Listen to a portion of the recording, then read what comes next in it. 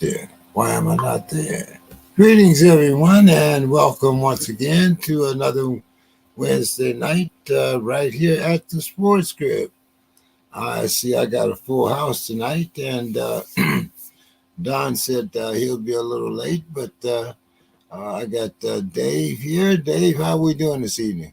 Doing okay. Glad to be back. Demetrius. How you guys doing? Good to see you again, Dave. Hey, Demetrius. Oh my goodness, is Demetrius wearing a Tiger shirt? Yes, sir. Yes, sir. Okay, all right. Hey, gotta represent. Gotta represent. Let's see what's Reggie sporting here.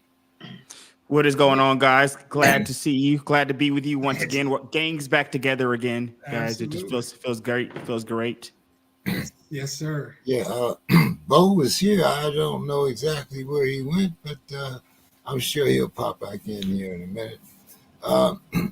So, Demetrius, glad to have you back in the house. You and Dave, the world travelers here. But me and Reggie held the fort down. We did what we had to do. I'm sure you guys did. So, quite a few Black Sox subjects tonight for me. And I'm glad that there's Bo. I knew he was here. I saw him there. All right, there's Bo. Hey, Bo. So I decided that I was going to start out the show this evening with a little baseball. And of course, that's because I always know that Demetrius is going to be here. So we got to have a little baseball. But before we get on to that, Dave, do we have a Sue's Corner tonight? Indeed, we do. All right. So she's talking about the NFL this time. So this year's NFL season will feature the return of one of the best sibling rivalries at any level in any sport, the Harbaugh brothers coaching one. Now, I'm not exactly a fan of the brothers, but only in a sense because they are just too good at what they do. I would be a huge fan of them if they coached for one of my favorite teams. To be honest, John, older by 1 year, and Jim came by their coaching skills naturally. Their dad, 85-year-old Jack, has 41 years coaching experience. They were raised in an old-fashioned, strong Catholic household where if the shenanigans between the brothers got out of hand, Jack would smack their foreheads together. That might explain it. Oh, there it is. And there it is. I've seen that move in person, and believe me, it's effective. That's Sue. Of course, everyone remembers the last time these two met. In the Super Bowl in 2013, when the Ravens defeated the 49ers. This year, they will meet on November 25th, ironically on their parents' 63rd wedding anniversary. They are a very close-knit family, and they text and talk on the phone regularly. But their primary source of communication is a Wordle group chat. 17 Harbaughs compete in the game daily, along with connections in the mini crossword. It will be interesting to see how the season plays out.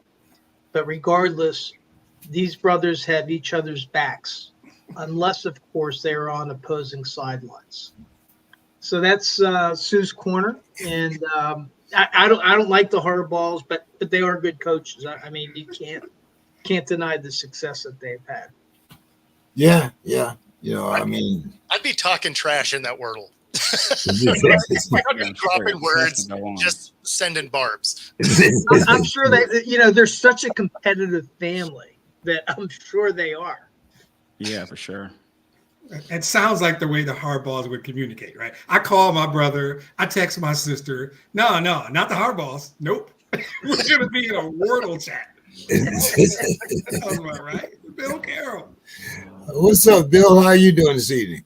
Hey. It's been a rather interesting last several days. Hope everyone's doing well.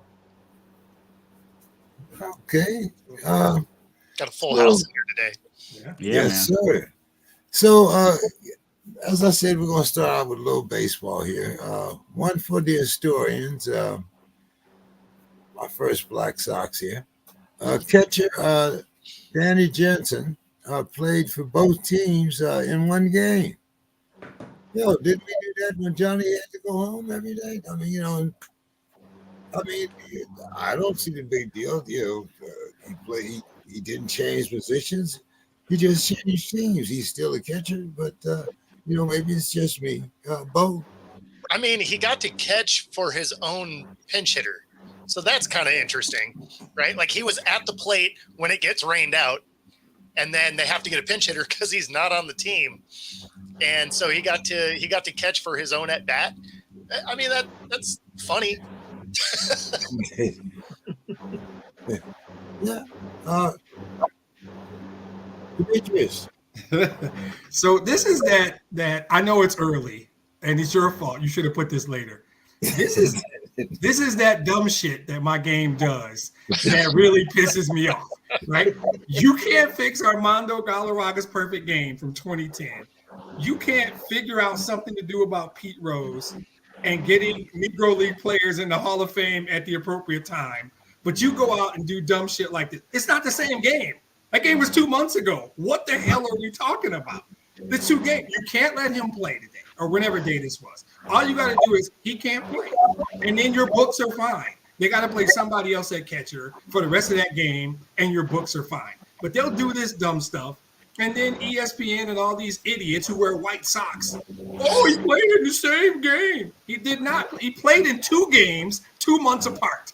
That's what actually happened. And this is the stuff that pisses me off. But no, you can't shift. Oh, let's put a runner on second base in the 10th inning. And then you do this. I wish you had put this after 9 o'clock.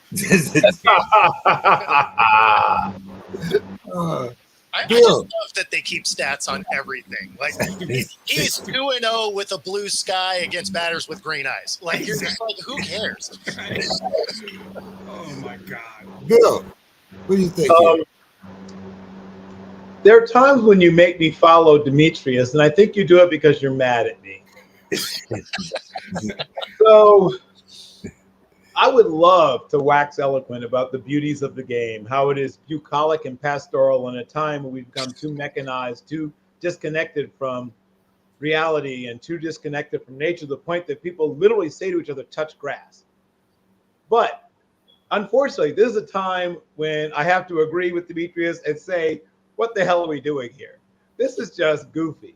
Like, this is goofy with a capital G. This is goofy with a goofy. Everything about this is dumb. And I hate that we're talking about it. The more I talk about it, the more I feel like we should not be talking about it. But here we are. Baseball is history. Come on. Baseball is in and of itself truly a special game. And despite the fact that this is a waste of your time, my time, and we are all going to be dumber for having spent time talking about this, the game is still beautiful and wonderful, to be preserved. But this particular instance should not be. It should be stripped from our minds. They should bring the machinery from Men in Black and take it out of everyone's brains. Can we move on now, please? Right. We don't get Reggie for the whole damn show. We done wasted 5 good minutes with Reggie on this bullshit. That's all I'm saying. I could not have put it any better than Bill just did. I was really hoping that we were going to move on as soon as Bill just kind of segued us into a different subject. I was kind of hoping that we were going to ride that wave into that different subject. Okay, guys. Sorry, Dave. No, so that leads us right into Dave, unless Dave wants to comment on this BS too. But I don't think it's a big deal. Right. I mean, they're churning, they're getting publicity out of it. Right. Good for them. It's a slow news day.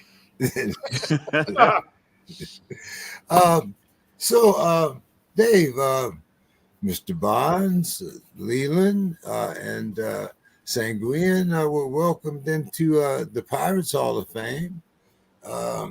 You got a 33-year-old Bradley Fiegel.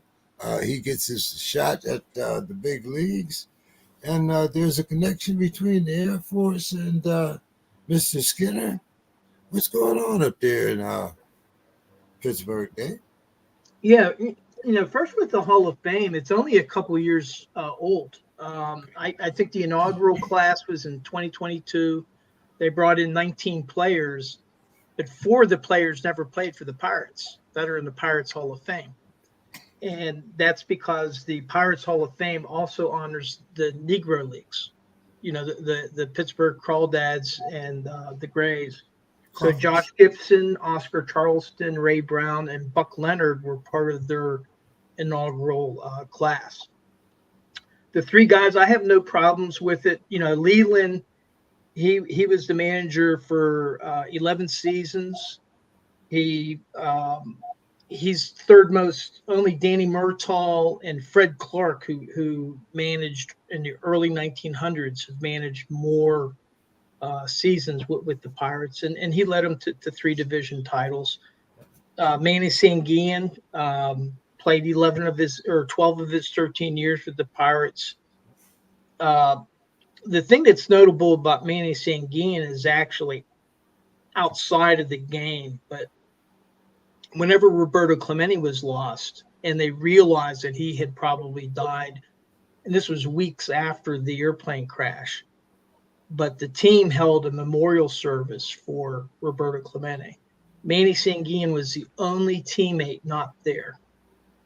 And the reason he wasn't there was he was down outside of Puerto Rico diving, looking for his friend Roberto Clemente. Interesting. And he's just one of these guys, a smiling guy. He loved to swing at anything. The best place to pitch to him was right down the middle, because there'd be balls like skipping off the ground, and then he'd be making contact with them. It was pretty amazing to watch. And with Bonds, his first 7 years were with the Pirates, most notably, San Francisco. But his first 7 years, he's kind of salty about not being in the Hall of Fame. And he had a great career. There's the allegations of him, juicing, but he never flunked a test, which is kind of ironic. But what Bonds said at the induction ceremony was that Pittsburgh fans booed us when we needed it, but thanks for cheering us when we most needed it. And so he seemed to be thankful that he was getting some recognition for a great career. So that's the Hall of Fame. You had mentioned this Brady Feigley in your thing. He did have his major league debut, 33 years old. And he had his National League debut, Major League debut. He gave up like 6 runs in 1 2/3 innings. And he has like a 32.8 ERA. But even if that's the only time he ever pitches in the major leagues, guess what? He'll always be known as a major leaguer. He made it. Yeah. And so for that, I kind of have my hats off to him. Now, an interesting sideline with this Feigley is that he has a doppelganger. There's another Brady Feigley. They spell their name the same way, Feigl. If you see their pictures side by side, they look like twin brothers. They're both like 6'4". They both played minor league baseball. They both had Tommy John surgery from the same surgeon. And then when they did a DNA test, they both had 53% German ancestry from their DNA test. So they're brothers. You know what? They're not related. They are related. Everything you just said screams they're related. Person. They're the I same don't care human being. about right. I don't care about that. Going on. They're not related. I just some hard questions around Thanksgiving dinner tables in that household. If you ask somebody why do you think these two people are related, everything you just said is the answer. But they're not according to the DNA, which is amazing. But anyway, the Pirates it looks so hopeful around the All-Star break, and all of a sudden their pitching just fell apart. They're losing games 14-10. Giving up, they're bringing in a first baseman, Rowdy Tellez, to close games, a first baseman. So I think they're very close to having the fork stuck into them for this. Speaking of forks, your Mariners have lost 7 of the last 10. Big move, guys. That was cold, man. Wow. It ain't even 9 o'clock yet. Speaking of tools, You're not wrong though. So these are knee-high socks right here. So this is the thing that's frustrating about this Mariners team, and they are, they're 3.5 games out behind the Astros, but they are leading the majors in pitching, absolutely crushing it, and then they are dead last in hitting in every imaginable way. Wow. So the fact that they're even still in this conversation is crazy. They have almost 70 more strikeouts than the next worst team, right? Oh. So, which is nuts. If you go to the bottom 5, that 5th team is 150 less strikeouts than the Mariners. The Mariners are averaging 10.7 strikeouts a game. Yikes. I mean, wow. Wow. They have a team batting average of 215. It is insanely bad. You have a designated hitter, and by definition, what is the one thing they're supposed to be good at? Right? You have one job. You have one job, yeah. For sure. Exactly. Right? Like you hit the damn ball. 167. Ooh, goodness. Our all-star. Pitcher. Are pitchers still hitting there? Or right. Dude, pitchers hit better than that. So then we have our all-star, right? We got Julio, supposed to be that dude. He is 1 in 21 of his last 25. He's batting a 40, not a 140, an 040 in his last 25 plate appearances. The fact that they're only 3.5 games out is a testament to how amazing the pitching has been. Yeah. We have Logan Gilbert, that his whip is under 1, right? It's a .90. He's going to be the first one since 1910 to have a losing record. Wow. With less than a 1 whip. That's bad. Should never happen.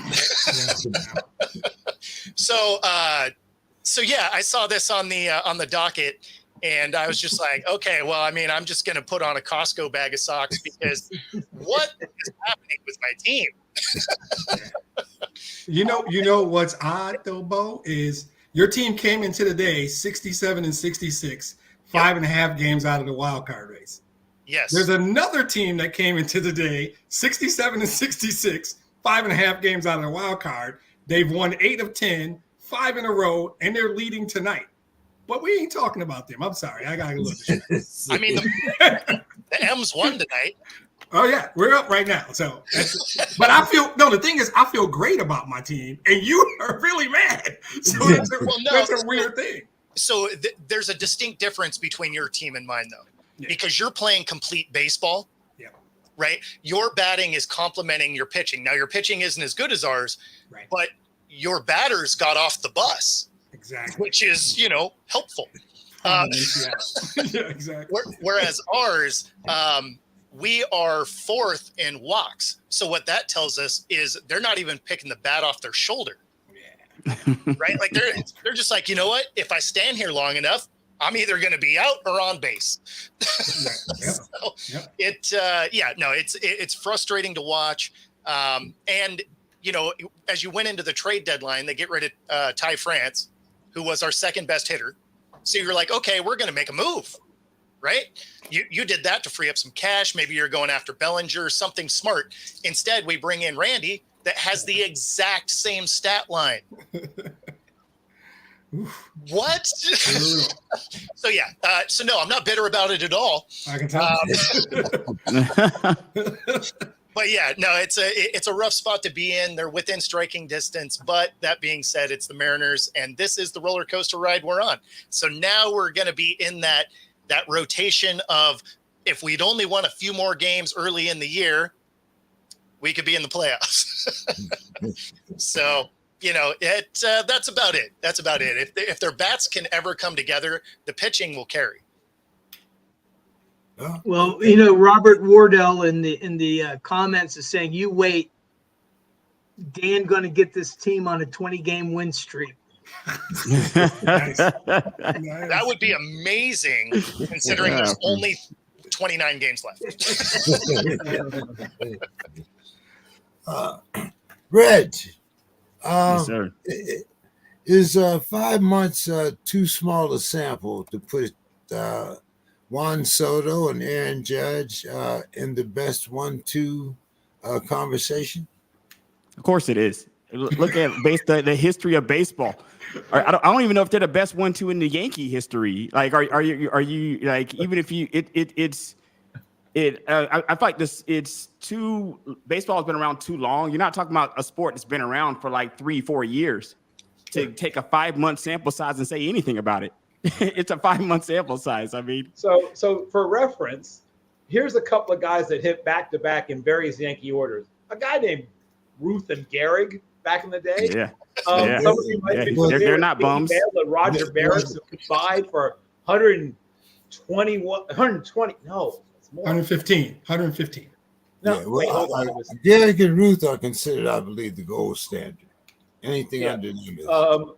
Which is pretty much everything else, as a matter of fact, especially in Yankee history. 61, Maris and Manning did 150. In 150, right. 100 runs at 154 game season combined. So in Yankee history, you can probably top those guys with at least 2 or 3 back-to-back hitters. Yeah. I like how Reggie just cuts right to the chase. They're not even the best on their own team. Yep. They're not. Not even in Yankee history. Really, but now, to your question, maybe. I don't think so. Because I always think of these secondary things like the conditions they played in.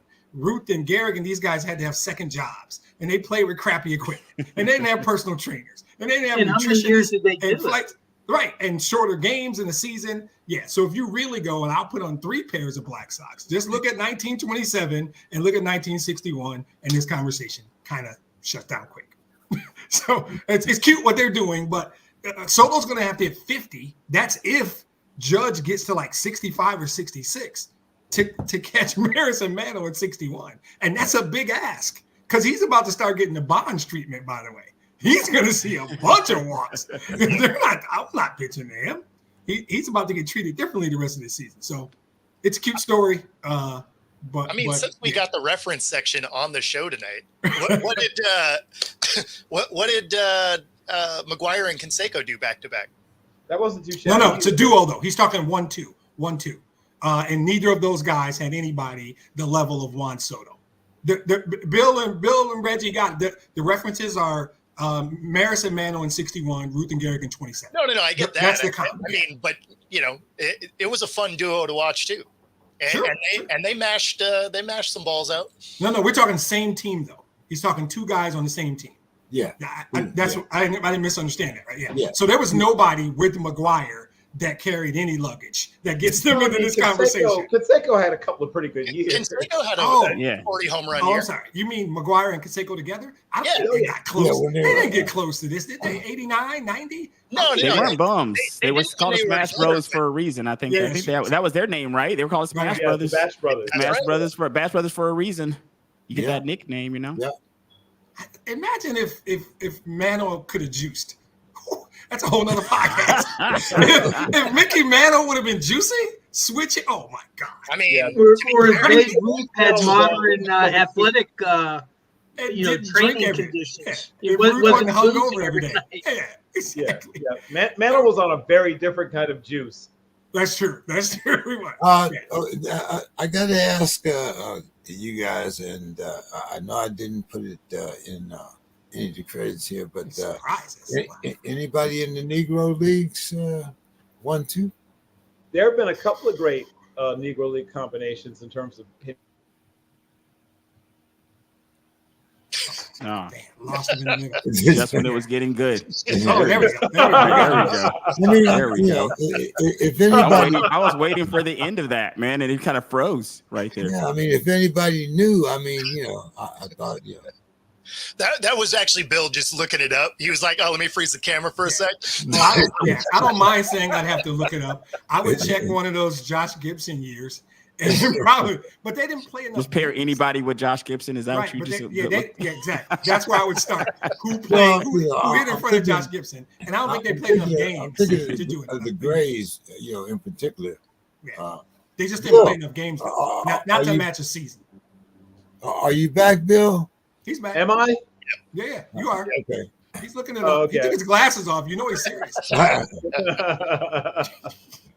was checking on a few things to see if my settings were okay. Okay. All right. So let's dive into a little college football here. And I got a couple things here. Let's start out with Dave. Dave, the Penn State athletic director is getting a $2.26 million annual contract. But Dave, what about this new Big Ten, and what are your expectations for Penn State? While they were, kind of small, they were always kind of there in the hunt. What do you think? Are things going to be the same now that we're the Big 20? Have I lost count? 18? Yeah. Man called us the Big 20. First with the athletic director, Patrick Kraft. Yeah, he got about $1 million a year increase in pay, which is pretty nice. But he's overseeing like $800 million in projects, including the renovation of Beaver Stadium. And then they have plans where he's laying out with like $1 billion worth of revenues with all the work that they're doing. So that, I think that they're trying to compensate him for what he's bringing into to Penn State. But in terms of the expectations, I think a lot of this rides on Drew Aller, the quarterback. How's he going to perform? And I don't know how the wide receivers are going to be. There's a lot of questions with Penn State because they've done a lot of recruiting, but they've lost they've lost people that had committed and then decommitted. So it's kind of hard to tell, but they got a good test against West Virginia University this week. And there's some people calling for an upset, West Virginia beating Penn State. But I think that that's a really good test. The thing is that Penn State has a really easy schedule. They're only playing in the regular season just 2 ranked teams. I think it's USC, that's like number 23, and Ohio State, number 2. So they're benefiting from the Big 18, where they're not having to play Michigan and Ohio State every year. So, they're not going to be, if they can get past WVU and USC, well, then their big game will be Ohio State. And then you get into their tournament. So we'll see. But I think that this West Virginia University will be a good evaluation of where they stand, though. But with that easy schedule, they should definitely, maybe Ohio State should be a loss, but on paper they should be like only be a 1-loss team going into the tournament. Okay. Demetrius, what about the effect of this Big Ten expansion on your alma mater? I think I'm going to call them the Big Almost 20. Yeah, I like the Big 20. That's fine. The number doesn't matter, obviously. I think that in general, I know who my team is. I don't get on this podcast and talk about my team like they're something other than what they are. I think for us, what it is, the conference has more prestige. And so when Jonathan Smith is sitting in the living room, he can talk about matchups. Hey, we're going to play Oregon this year. Hey, we got USC and UCLA and all these teams in the conference now. So conference prestige is a big deal in recruiting. So it's gonna make everybody better. I think for us this year, we got 60 new players, 60. right? We got a new coach, we got a new quarterback, new everything. And we came out of an unmitigated shit show last year. What our former coach did was horrible. So I'm comfortable saying I don't know what we are. I just don't know. I'm going to see. It'll be entertaining. But in general, I like the expansion. I think obviously the SEC and the Big Ten have separated themselves. They are the two conferences. I think it'll help recruiting, and the next TV deal will be even more lucrative than the $8 billion deal they signed 2 years ago. So for the conference as a whole, this was going to happen. This was the way. And so what these bigger deals and these bigger conferences do is they give you more money to pay the kids, to pay the players. Shocking. And ultimately, when we start winning games, I like where we're going. We'll be fine. We'll take our shot every few years and end up in that playoff somehow. But I know who we are. But impact in general, I think is good for the game. I think it's good for the kids, and ultimately, I think it'll be good for my school. I like it. I've never been the one trying to say, "Oh, let's go back." I don't care. I don't care what bowl we go to. We can go to the Bluegrass Bowl. I might fly down there. Wherever the hell the Bluegrass Bowl is, I might fly down there. Who knows? Bring your clogging shoes, Demetrius. I like the Pop-Tart Bowl. Exactly. Pop-Tart. Yes. I'm going to Pitbull Bowl. That's got to be in Miami, right? That might be. Yes. What I want to see is more edible mascots across the board. Right. The Mosquitoes Bowl had been there forever, right? So. Nice. All right, well, hey, look, here's my man Don. Don, how we doing this evening? Don? Hey, guys. What's going on? Shows up just in time for NFL talk. He timed it. Right? Oh, wait, we got to get the Pac 2 conversation. Sorry. Yeah. When it comes to my Huskies, I'm actually right there with you with the Big Ten. Okay, good. All right. But as far as the Pac-12, I mean, they're just riding out the last 2 years of guaranteed money, and then they're going to end up in a different conference. Yeah. Like there's no way they're trying to resurrect this thing. They're not going to blend Mountain West and those two schools. That doesn't help either one of them out. I'll be really surprised if somehow those two schools don't end up in the Big Ten to try and keep some semblance of rivalries. Yeah. Right. So, and then it would be the Big 20. It will be the Big 20. Exactly. And thus the Pac-20 is born. Reggie, what's going on with your Alabama boys there? What's going to be considered a successful season for Roll Tide? I'm going to move us on to the NFL pretty quickly here by saying we expect the playoffs and we expect to win because we are Alabama fans, and this will become accustomed to. Of course, we expect to win every single game we play. But if you're being a realistic fan, we got a new coach. We're in the same division here with Georgia. It's going to be an uphill battle, in my opinion. As just a realistic fan, it's going to be an uphill battle.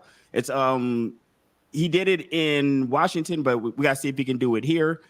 And with transfer portal, things can change very quickly for a lot of teams, kind of overnight, over one season. Things change very quickly. So if you're a realistic fan, then you're hoping that we can get into the playoffs, have a winning season. That's kind of what you're hoping for. But if you're your typical Alabama fan, we just expect to win. We expect to win every game we ever play. Which one Absolutely. Are you, and what's the record?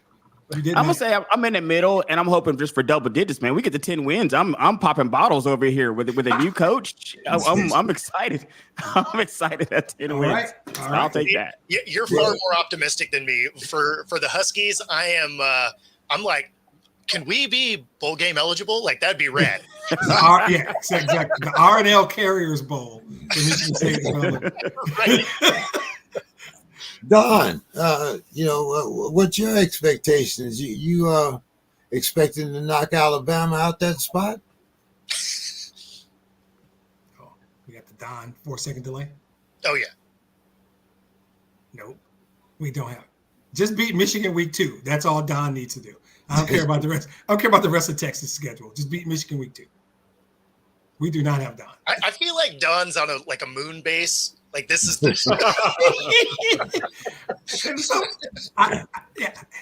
you hear us, Don? You see his eyes moving. We see you moving, bro. All right. We're gonna start giving him hand gestures. All right. Well, I like Robert's comment here. Timu Internet. Oh, Boston. Yeah, did you 'cause kick him out? That actually is better, guys. Because if he is just sitting here and he's not listening to the show, like, what are you doing? Like, if you're just sitting here on camera and you're not listening to what we're doing here, like, I'm actually glad he just left, man. I'm glad he did. That makes me feel a bit better. He can That's right. usually hear us, but we'll see. So anyway, So you're saying, Reggie, that if Don's bettering himself by listening to a TED Talk, you'd be disappointed? Luckily, he was up. I just like the way that it exited. There In. he is. It was Cartman. It was like, screw you guys, I'm going home. Don, can you hear us? Oh, wait a minute. Yeah, you got it. There he is. It's fine. It's fine. Don, can There we you go. hear us? First to Major Don. Can you hear us, Don? Yeah, I'm back. Can you hear me? Yeah. There we go. Yes. Yeah. Yes. Okay. All right. So, what's your expectations? I hear you. What's your expectations Well, for Texas? You intended to knock Alabama out this season? 3, 2. Well, we don't play Alabama this year. So we do play Georgia. But, it's very possible we could play Alabama, beat them in the playoffs or the SEC championship game. But it's very possible we can play Georgia 3 times. I don't know if I knew that because we play them at home, and then if we get them the championship game, and then we might get them in the playoffs. So very possible we'll do a 3 on Georgia. But it's possible we can play Alabama, but I'm not thinking that's going to. No, not if you're planning on playing Georgia 3 times. You No. It's a long season. All right, guys, let's jump here into the NFL. And I'm going to start off with the Players Union.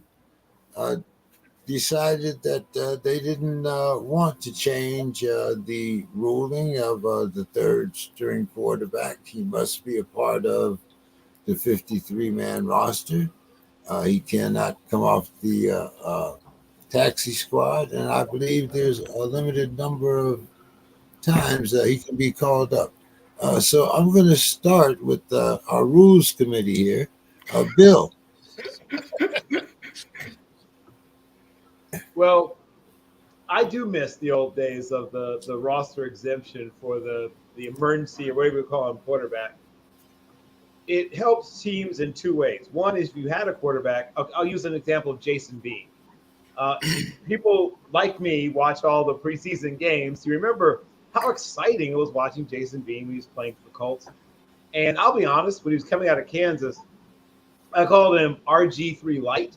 And down to the high-end track background and playing in the Big 12 back when the Big 12 was Big 12. And he was electric at times, but obviously an inconsistent passer. But he looks like he worked on his passing mechanics. He looked better than I've ever seen him consistently in the preseason. And if the Colts wanted to carry him, they would have had to carry three quarterbacks that would count against their 50. And just so you know, they carried 10 offensive and 10 defensive linemen. That's 37.7% of their roster just between the 2 lines. And so when that happens, it makes it less likely you carry a third quarterback or carry an extra receiver or carry an extra defensive back because they've been hurt before, as you may have heard, among the offensive line and decided, you're not getting me again this year. Get thee behind me, Satan. So they ended up not being able to carry Jason Bean. Jason Bean was waived and could have belonged to another team. Now, whether he becomes an NFL, even a high-level backup, is still very much up for debate. But he's a truly interesting player. A guy who can run that fast and is showing you some upside as a passer is a guy you normally want to keep on your roster. But like I said, especially with Anthony Richardson, of course, who's shown he can be a little reckless. Now, maybe he's fixed that. But they instead went with the experienced and frankly less exciting Joe Flacco, who has 17 years in, and then 4 years in for Sam Ehlinger as backups because they wanted, I guess, experienced quarterbacks around him, not another young, exciting guy. But yes, I do wish they bring back the ability to carry an extra quarterback and not have it count against your roster number, because the NFL has. But we got to give Bo and some of the other guys a chance. The NFL's not done a great job of developing young quarterbacks, and that might help. Yep, done. Bo. I mean, if we learned anything from last year where everybody got hurt, we only had roughly 70 different starters. Yeah, I mean, having an extra guy out there wouldn't be terrible. Some of these teams are carrying a third and they're just burning the roster spot with it. But I mean, with the way that practice and preseason has made offensive line not great anymore, you probably need that third spot because these guys get hit a lot. Dave, what do you think? The Browns are carrying 4 quarterbacks. Yeah. I guess we'll be talking about that in a couple minutes. But, the Steelers have traditionally carried 3 quarterbacks, even with the new rule. The 1 year that they only carried 2, they did that 1 year. That's when Ben got hurt. and you had Duck Hodges throwing the ball. So I kind of like what the union has done here because it's forcing teams to make a decision. Are we going to carry 2 or 3? And they can still have the emergency quarterback. He doesn't have to be active. He can be on the inactive list as long as he's on the 53-man roster. And then he would be dressed if both the other quarterbacks went out. So I'm actually fine with it because it forces the teams to make a harder decision. Are we going to keep 2 and take the risk, or are we going to carry 3 and have that third guy on the inactive roster? And that's what the Steelers, they learned their lesson back whenever Ben got hurt, and even before that, they always had 3, and certainly after that, since that happened, they've always carried 3.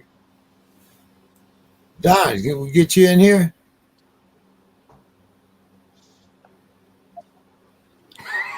Yeah, I'm back. Oh. Bad connection as usual, but I'm back right now. Enjoy it while you can. So, what's your thought on this third quarterback situation? Well, I like it. I mean, like Dave was saying, the Steelers have been doing it for a while. The Cowboys did it. I remember they had Roger Staubach, Danny White, and Glenn Crono. So I remember those days. But I guess it's each team. But I've always been in favor of expanding the roster to 55 anyway. If that extra man's a quarterback, and then you could have a maybe utility offensive lineman. But 53 just seems to become an arbitrary number. So I always thought they should increase it, maybe 2 or 3 more players. But by the way, that's coming in college. By the way, they're about to increase the scholarships in college. So maybe that's a trend. So we're going to have 200-man teams and 20 school conferences. So Reggie, am I going on that subject? The 3 quarterback subject? Yes. I'm a fan of roster expansion, kind of like what Don just said. If we were going to expand a couple of members, to 55 from 53, I don't think that's crazy. At the same time, I don't. From a fan standpoint, if you're just like a general fan, I don't think this is something that you just go around thinking about. To be honest with you, if your favorite team has 3 quarterbacks, that's a disaster. So you hope that your team has one guy that is competent, that can go out there and be there week to week from an average fan standpoint. So I don't think they're noticing how much some of these quarterbacks are going down, or how many backup quarterbacks. We saw a ton of backup quarterbacks play last year. I don't know if it was a record, but it was a ton of them that played last year. So I can get from like a roster construction standpoint why this may be attractive, but I don't know if the general fan really cares that much. Demetrius. I hate to be that guy, but so my grandmother was born in Talladega, Alabama. Her name was Mary. And she used to tell us, don't fall for the okie doke. Don't fall for the okie doke. This is classic okie doke. Teams, this is what I think, and I might be wrong. Dave kind of touched on it. So the Buffalo dude that proposed this used some crap language. I read this, and I can't remember exactly what it is. You don't want a non-bona fide quarterback playing because it's detrimental to the quality of the game. Is it 9 o'clock? Damn. Okay, I'm gonna say that's crap. The reality is this. I think I started it out after dark. All right, the veterans minimum is $795,000, guys. Yeah. Practice squad dudes make 16 to 20 a week. It's a big number when you add it up. This league, we know this league. Everything's about money. Why do we think this is about anything other than money? Teams would love to carry 3 quarterbacks. Every team would like, but $795 is the league minimum for a dude on the roster. If you can stash a quarterback on the practice squad and pay him 16 to 18 grand a week, even if he's there the whole season, it's like $500,000 difference. That's what this is about. And the union knows that. And this is the exact job of the union. This is what the Players Association is there for. This kind of okie doke BS. Because that's what I think it is. Because it makes too much sense. 6 really smart dudes on this podcast just all said, we'd love to carry another quarterback. It's about money, right? That's what it's about. But Demetrius, if you didn't have the quarterback on there, you'd have another player making the league minimum. So they're still spending the money. No. But in this rule, you get to stash your quarterback. You get to stash an extra quarterback on the you're talking about the 2. Right. Now you're stashing a quarterback on the practice squad because they're talking specifically having an extra quarterback. And then some of it's about Brock Purdy going back in after Josh Johnson got his bell rung, whatever. The whole thing about stashing a quarterback there is that's $500,000. That's what it is. Or it's like probably more than that, actually. Because if he's on the roster, whether it's 53 or 54, whatever it is, you got to pay him minimum $795. If it's a quarterback, you're probably paying that dude a lot more than $795. Because that's league minimum for a third string linebacker. League minimum for a third string quarterback is probably higher than that. I'm not trying to be the skeptic. I think this is a money thing. Very logical take there, for sure. It's always a money thing. With that league, I'm not even mad at them, but they're not tricking me. I know what you guys are about. Okay, Demetrius, I'm giving you first shot at this because you might disagree with me here, but for me, black socks, black shoes, black tie, all black. Black mask, black all everything. Goodness gracious. The Hall of Fame has revised its bylaws governing the annual selection process. Now, just a coincidence that Bill Belichick would be eligible for the next Hall of Fame class? Bullshit. Well, So I mean, go ahead, Demetrius. Maybe it's just me. You have a point. You definitely have a point. I don't think I care though. I don't know if anybody cares. Reggie said something earlier about most people don't give a damn. I think this goes back to Joe Gibbs and maybe it was Paul Brown. Bill will correct me if I'm wrong. They had retired, got enshrined, and then came back to coach years later. I know Gibbs was one. There was somebody else I think before that. But this is I don't know who cares. I got on 2 pairs of black socks. I don't care about this. I don't care if a guy is in the Hall of Fame and he coaches again. Who actually cares about that? What difference does that make? So if Belichick gets enshrined, but 5 years always seemed ridiculous for players. If a guy submits his paperwork, you make a rule. You submit your paperwork, you can't ever play again. Put him in the next year. If he gets voted and he's eligible and everybody agrees, I don't need him to wait. Why are we waiting 5 years? So I don't, my honest thing is I think they just want to put these guys in before they die, is my guess, as morbid as that sounds. It's probably fine. I wonder if any of the other 6 guys on this podcast give a damn. I'm going to shut up because I want to know if you guys care. Because I just don't. Well, I was going to say, I'll go second right there. No, I don't. Carol would be part of it. Go ahead. Go ahead, Bo. No, that was it. I think it's dumb. If you're, that's it. It just doesn't make any sense not to, if you, as a player, if you're done, be eligible. Yeah. Reggie. I think this is very stupid. If his name isn't Bill Johnson and it turns back to Bill Belichick 5 years from now. His name was Bill Belichick the moment he stepped out of the game. And if we were talking about some random ass person, then maybe I get this. But who cares if he goes? Look at the Super Bowls. Look at his record. He's going in 5 years, 5 minutes from retirement. It's the worst kept secret in the world that he's going to be a Hall of Famer. He's going. Like, do we have to wait till 5 years? There's somebody out there that's not convinced that that the 5 years it's going to take them time through that 5 years. They work through it and then they come back like, you know what? I've looked at it and I think he deserves to be in. No, this is very stupid. And I don't know why it matters with this guy. They could have handed him his gold jacket at his exit interview. Correct. Everyone was already hanging up here. Okay. Some dude changes his mind in 5 years. Okay, I got it. That's great. Don, we got you in here? Yep. 4 seconds. Yep. In here. I'm here for now. Okay. What's your thought about this change in Hall of Fame rules? But, Was it a Belichick special or what? that's one way of looking at it.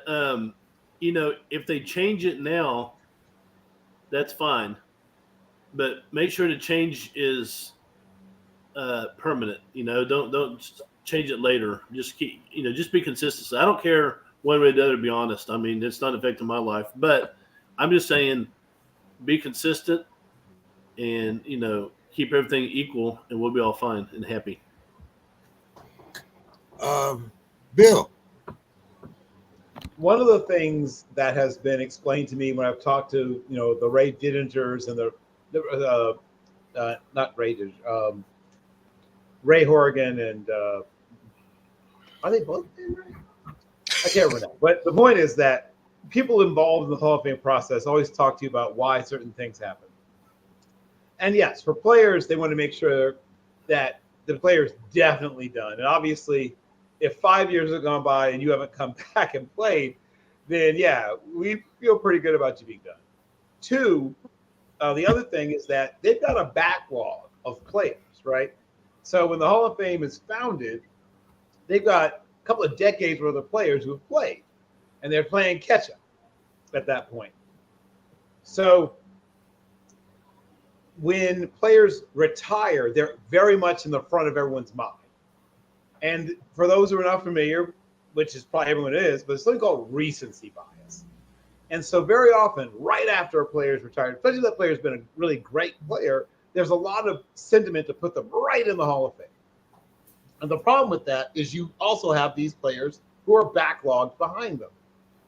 If you keep front filling with players who just retired, or coaches or anybody who's just retired, now your backlog problem exacerbates and gets worse and worse and worse. And now you end up with even more people, players, contributors, as they call the non-players and non-coaches, being pushed now into this very much overloaded seniors committee. And I have written multiple articles about the seniors committee and why it needs to be overhauled and revamped and things like that. While I understand the sentiment to get away from having any sort of waiting period, it will have the classic law of unintended consequences, where we're going to, with on the back end, more people dying waiting to get in the Hall of Fame rather than less. Isn't that an easy fix, though, Bill? Can't you just have a rule that says you can put in 2 players who retired in the last 5 years, 2 players between 5 and 10 years, and 2 players 10 years or more? Isn't that an easy ass fix, right? I feel like it's not a difficult coming from the Hall of Fame. The Hall of Fame can do whatever they want, and they've changed the rules before. And and if they have a special circumstance or they want to waive the 5-year waiting period for a player, they can do that. They can do whatever they want. The irony is, if this was especially for Bill Belichick, now he was a great coach, but. And it's a big but, he almost single-handedly undermined the entire credibility of the competitiveness of the league. And people forget what happened way back in the early 2000s when Senator Arlen Specter was threatening to have Senate hearings over the NFL and the cheating scandals that they had.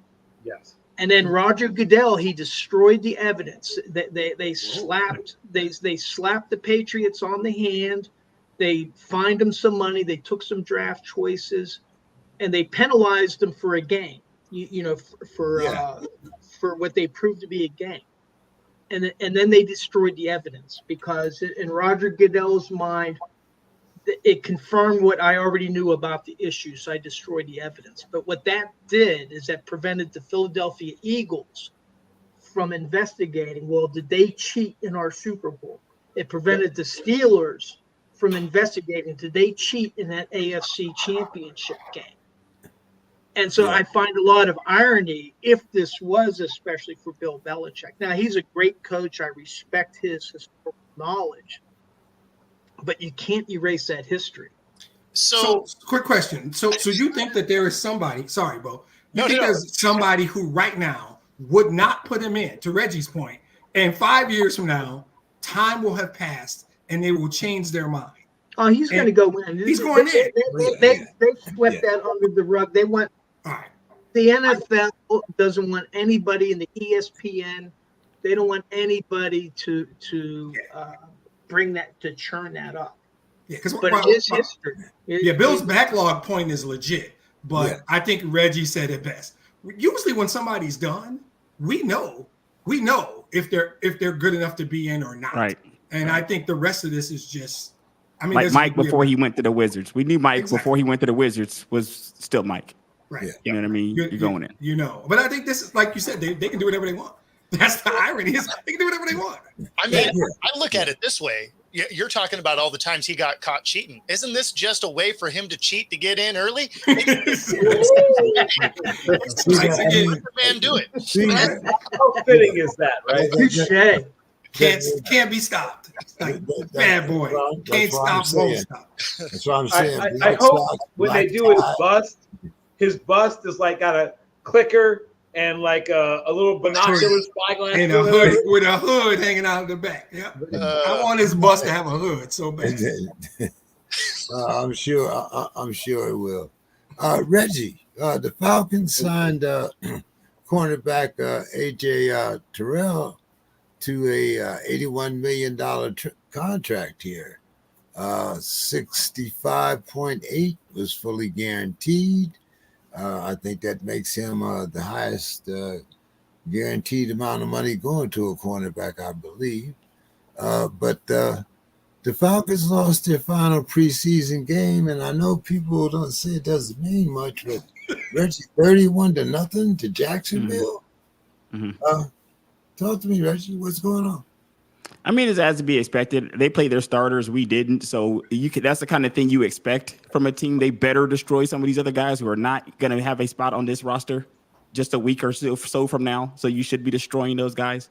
So I'm not really concerned about that. I'm happy about that, but I'm more happy about the Judon Simmons moves that we've made over the past week. Those are the moves that have the city excited. Everybody's happy about that. The strides the defense seems to have taken in general. And the AJ Terrell situation is something that we knew was going to get done. It was. I mean, come on, we're not letting him walk out of here. So, nothing to see here there. Before you go, Bo, tell us about what's going on there with the Seahawks. You got Nuwaso with MCL sprain. You traded for Travis Gibson. And you cut PJ Walker. Yeah, moving on from Walker was not a shock. You know, he didn't perform all that great. Certainly didn't in practices. So for him to not make the roster did make sense. Nwosu, that was an unfortunate deal. That was a cut block that, I mean, the guy ducked his head right into his knee. And although technically legal, right, pulling guards are still allowed to cut block. They're the only ones that can still do it. But, you know, so there's no flag associated with it. But, I mean, of all of these things protecting players, the fact that you can still cut block and lead with a helmet is wild to me. That being said, he didn't get put on the 4-game IR. He has a 3 to 6 week, you know, time period. And, you know, 2 of those weeks are before the season starts. So they're thinking they can get him back by week 2, or at least they're hoping. Worst case scenario would be game 4, which would be the end of that, you know, IR period anyway. So that's why he didn't get listed on it. They're hoping they get him back early, but if not, it would be the same time period anyway. But Yeah, I don't know. It's going to be an interesting year. Got an explosive offense. We have a offensive line that looks, healthy so far, and a lot of question marks on defense. But the defense is hungry, and that is encouraging. All right, well, hey, I know you have to go. Any final thoughts for us before you leave? Yeah, football's finally back. Let's go. Yeah. Let's go. Let's sir. go. Take it easy, gentlemen. All right. Good to see you. Take both. care, brother. bro. Yeah. See you, Bo. Reggie, I know it's about your time also. sir. You got any final thoughts for us? I think Bo just took my final thought. It's football. Football is back. I don't think I'm gonna be on next week, so I have to say it now, so that we can enjoy it all from this point forward. Football time, fantasy time. I still got a couple drafts left. I'm going right up to the wire here, man. I'm taking that thing right up to the what is it? The 5th is the first day. I think I got a draft on like the 3rd or so. So I'm taking it down to the wire here, man. A couple more drafts to get knocked out. Week 1, Reggie. Week 1. Yeah, I'm gonna be there, man. I'm gonna be there. Great. I'm hoping. Yeah, I'm not cheering for anybody. I'm gonna be just sitting there silent the entire time. I love both these teams. I can't do anything. All right, man. Good having you. We'll talk to you soon, Reg. All right, guys. See you. Enjoy the rest of the show. Bye. Take care. All right. See you. Okay. Let's start. Demetrius here. We're going to start with the 49ers. We got 36-year-old left tackle Trent Williams. Says he won't return to camp until he gets a new deal. Trent has made $150 million during his career.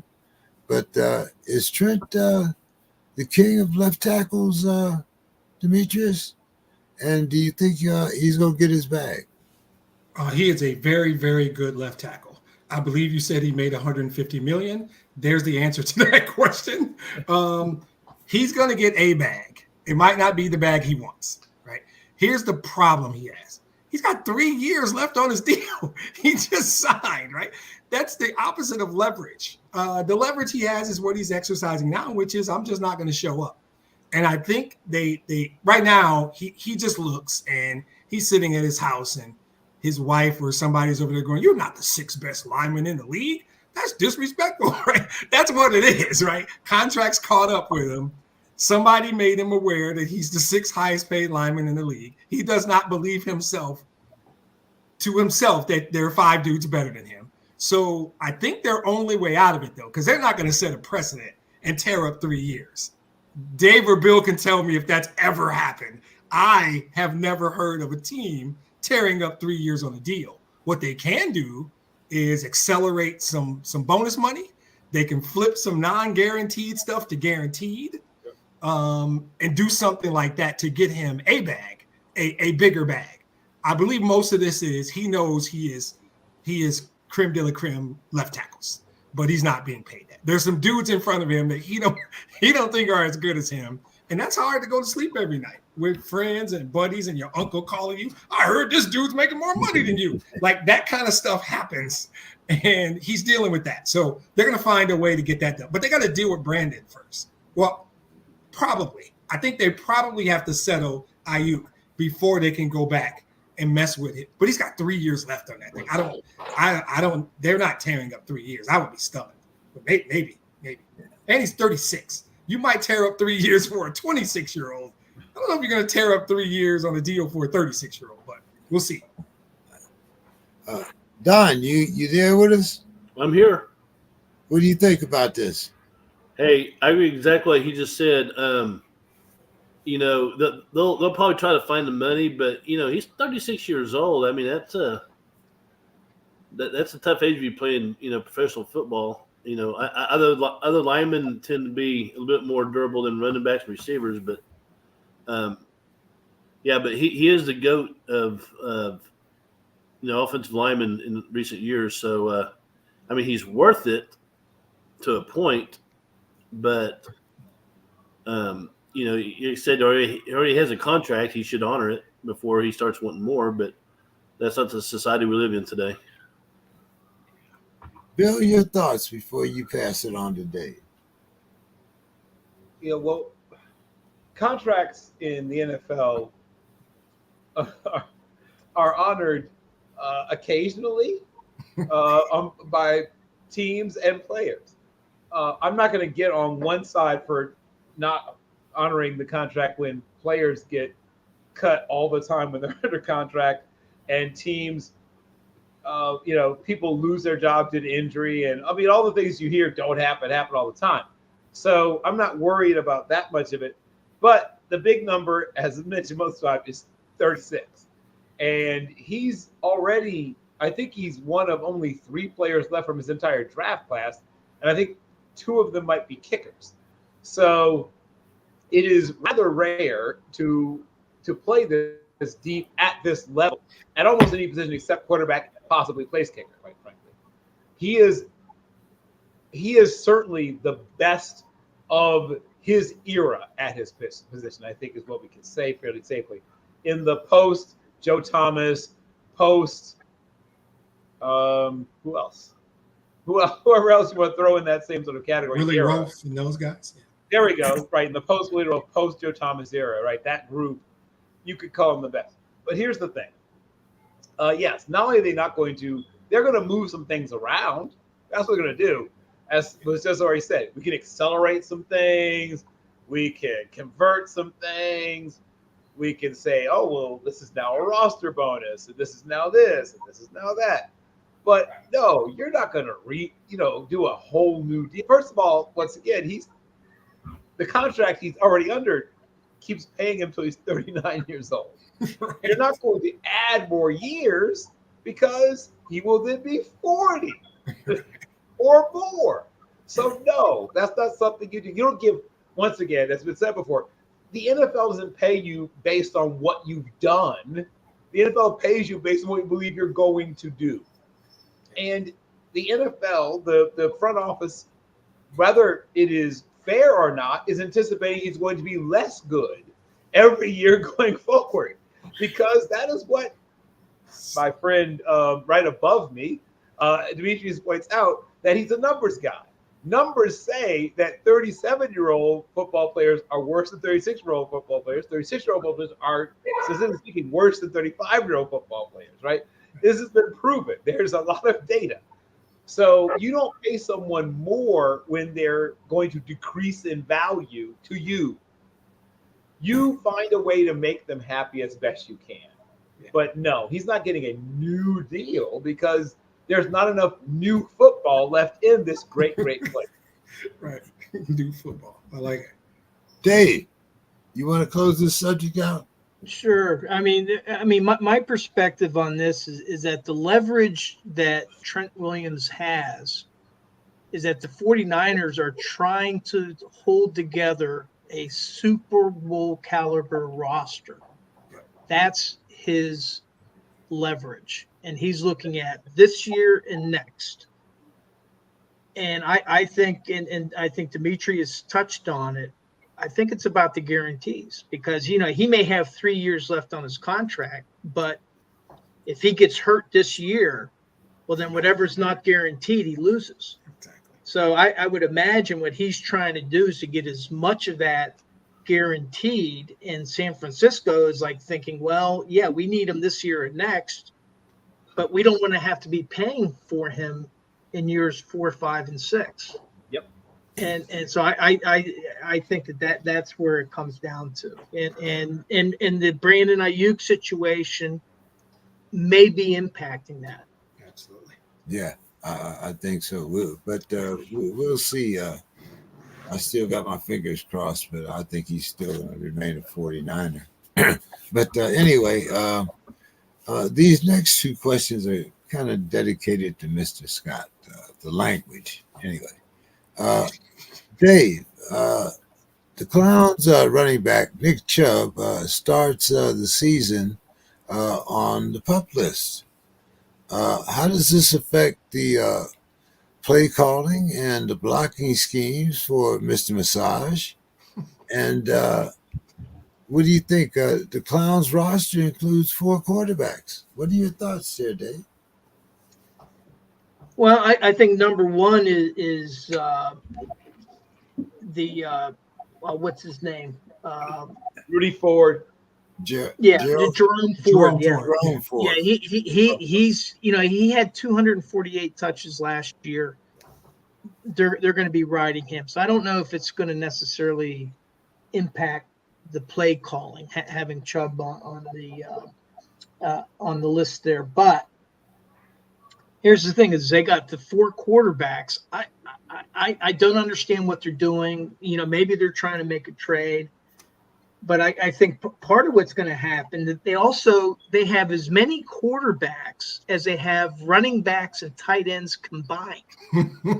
They only have 2 running backs and 2 tight ends on their roster right now, which is kind of insane. And it's like, well, I guess maybe they're planning on throwing balls to Amari Cooper and Jerry Jeudy and into the wide receivers all the time because they're very thin. So it's going to be interesting. I imagine that they'll be picking some people up here over the next few days, going through the waivers and the free agents that are available. But to me, that's amazing. You have as many quarterbacks as you have running backs and tight ends combined. That's clowns. Clown world. Clowns being clowns. Go ahead, Bill. Yeah, I'm going to first of all agree. They're going to pick somebody else up at one or more likely both those positions, and at least one of those quarterbacks is either going to get, waived or depending where they are or released. How many years of service they have in the NFL, and or traded. That's the last thing that could happen. They potentially could be trying to trade for a tight end or running back. And of course, Rudy Ford was an NFL running back briefly from Auburn. Too many people named Ford in my head, but Jerome Ford played admirably, and they're not going to make any changes because he's not Nick Chubb, but stylistically, he's close enough. He's a simulacrum that they can do the same kinds of things, and so they're going to use him the same way they used him last year. He's going to be their primary running back, and I guess he's going to be close to a bell cow because, that term is one I've sort of retired almost from my vocabulary, but the Browns may come as close as any team in the NFL to doing that because of the sheer number of running backs they have on the roster now. They're probably going to look to bring someone in who is familiar with their system. So consider, people who they've had in the past and recently maybe had in the past on their team who already know what they like to do.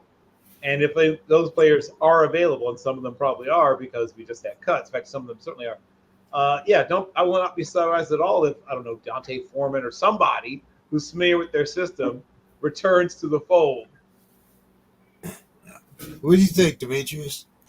Yeah, I agree with you guys. I think that you'll probably see Winston or Huntley get traded, would be my guess, because they could be of value somewhere for someone. I think you're almost certainly going to see Foreman or Jermaine Ifedi come back on the practice squad for running backs, and there's a young tight end named Welch that they like. So I think that's the way you do it. We just happen to be doing this podcast at a time where a lot of those things are happening. Now, some of that could have happened while we've been on the air, right? That's the kind of thing. The quarterback thing, to me, though, is like DTR, they like Dorian Thompson-Robinson. They like him a lot. And they weren't going to take a chance to try and slide him through waivers. So that's part of it. So I think they moved one of those other guys. And as far as Chubb, think about Chubb, I'm worried. I'm going to be honest with you guys because he had 2 different procedures, right? He had that injury week 2, and the first procedure was a medial capsule, a meniscus, and an MCL. Yes. Then, like in November, he had a second surgery on the ACL. That's a lot to come back from. So I think they're gonna lean on Ford, obviously. But like I said, like Bill said, Foreman's logical. They'll have to bring somebody else in to sort of fill the room because I think the Chubb injury was. I was worried when I heard about it. Like, is he ever going to be Nick Chubb again? We never know. But those are interesting moves. It's a timings thing. I don't think any of this changes their system. Their system's their system. Bill brought up a great point. The people they bring in or bring back will be people familiar with their system because you just, can't do that. Don. Yes. Your thoughts here? Well, I was kind of sad to see them let go of Dante Foreman. I've been a big Dante Foreman since he was in college, but you know, you need to balance out your roster, and carrying 4 quarterbacks and 2 running backs, that's not the way to do it. But like you said, you called them the clowns for a reason, right? Okay, Don. Let's talk about the Cardinals. The Cardinals quarterback Kyler Murray, aka the world's tallest midget, has a new target in town. Don, what do you expect from the son of a Hall of Famer, Mr. Marvin Harrison Jr.? And do you think that fans and pundits are expecting too much out of the young rookie? Well, anytime you start a rookie, you're going to have your highs and lows, peaks and valleys, whatever. I don't think that should be the number one concern for the Cardinals right now. That they need to, toughen up that defense just a little bit more. But that's just me speaking. But Kyler Murray, I mean, he's shown that he has bouts of greatness, and he gets things done sometimes. And I think having Harrison as a target, that's a good thing, but they just have to, work on their chemistry and some, great quarterbacks, receivers have a form of telepathy. With your Steelers, you saw that with Bradshaw and Starworth, right?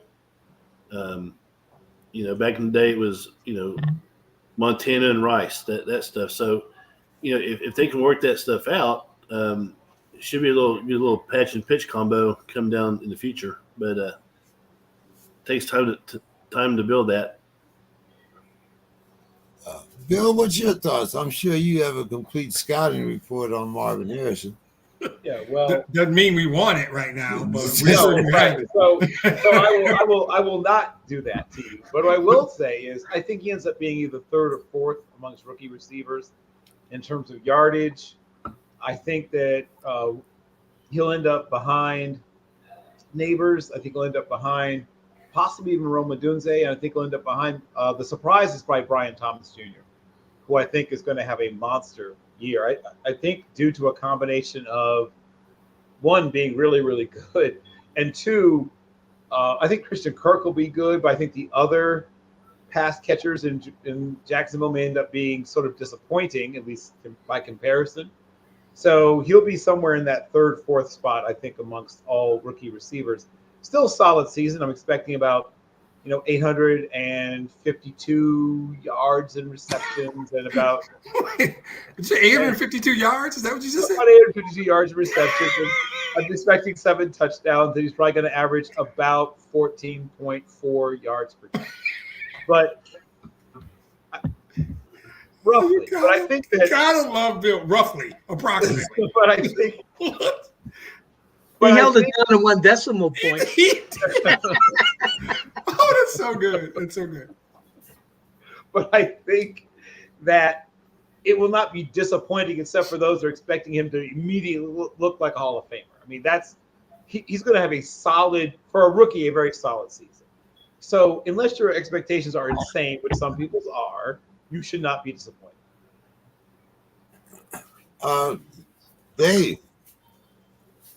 Yeah, Kelvin Beachum, teammate, tackle, also a former Steeler, he was just quoted as saying the other day, about Kyler Murray, I really feel that he's really starting to master this offense. There you go. Nice. Now, granted, they have a new coach. This is the 2nd year of Gannon being the coach, but you have a 5-year veteran quarterback who's already been paid $100 million, and he's set to be made another $38 million. I would certainly hope he's mastered the offense after 2 seasons. But, maybe Marvin Harrison will be the piece that will help Murray earn some of that money. Okay. Dave, the Titans go all in on Will Levis, trading the backup quarterback Malik Willis to the Packers for a 7th-round pick. And their backup is somebody that we are kind of familiar with, Mason Rudolph. Yeah. Dave, It looked good in the preseason. Hey, Dave, don't look so excited to talk about Mason Rudolph, bro. I actually like Mason Rudolph, and right now, I like him in the new uniform. Demetrius pointed this out. Good. We're in a transition period. They just went through cut downs yesterday. Yep. Now the waiver period ended this afternoon, and now all of those people, the 1,000 or so players that are out there, they're free to negotiate with anybody that they want. Yeah. So teams aren't forced to put people on their 53-man roster or anything like that. So we're going to, over the next few days, probably through Monday, we're going to be seeing a lot of changes. So with Tennessee right now, they only have 2 quarterbacks now. They got Mason Rudolph and Will Levis. And Mason Rudolph is a very high character guy. And he really got hammered very unfairly by a player from another team. And I'm not going to go into that, but he really helped out the Pittsburgh at the end of last season. He played really, really well. Didn't do so well in the playoff game, but he's a solid guy and a very high character guy. So I'm happy for him. And Will Levis, now he got hurt last year. He came in the about mid-season, and then later on he had like an ankle sprain. So there's chances are that Mason Rudolph is going to get a chance to play. But talking about Malik Willis, he has to be part of one of the worst quarterback classes of history. And I wrote these down. So here's the class that Malik Willis is in. All of the draft picks. Kenny Pickett, he's with the Eagles as their second string quarterback. He was the only first round pick. Desmond Ridder was just released by the Cardinals. Malik Willis was traded to the Packers. Matt Corral, he was just waived by the Vikings. Bailey Zapp was just waived by the Patriots. Sam Howell, he's the number 2 quarterback in Seattle. Chris Oladuncan, he was released by the Chiefs. And the only 2 quarterbacks, or the last 2 selected, that are with the team that drafted them, Skylar Thompson, who's the second quarterback with the Dolphins, and Brock Purdy, who's the bet, who was Mr. Irrelevant. But that has got to be one of the worst quarterback classes. It's only 2 years old, and they're all with different teams except for those last 2 guys. But with Rudolph, I'm happy for him. I hope that Will Levis has a good season, but chances are Mason Rudolph is going to see some playing time, just the way with the 17-game season, just the way it goes. My bold-ish prediction is that Sam Howell rejuvenates his career either in Seattle or someplace and becomes the second best, though I don't think he catches Purdy, but ends up becoming the second best out of that class once all said and done. Yeah, well, he got hurt by the team that drafted him. He went into a bad situation. Correct.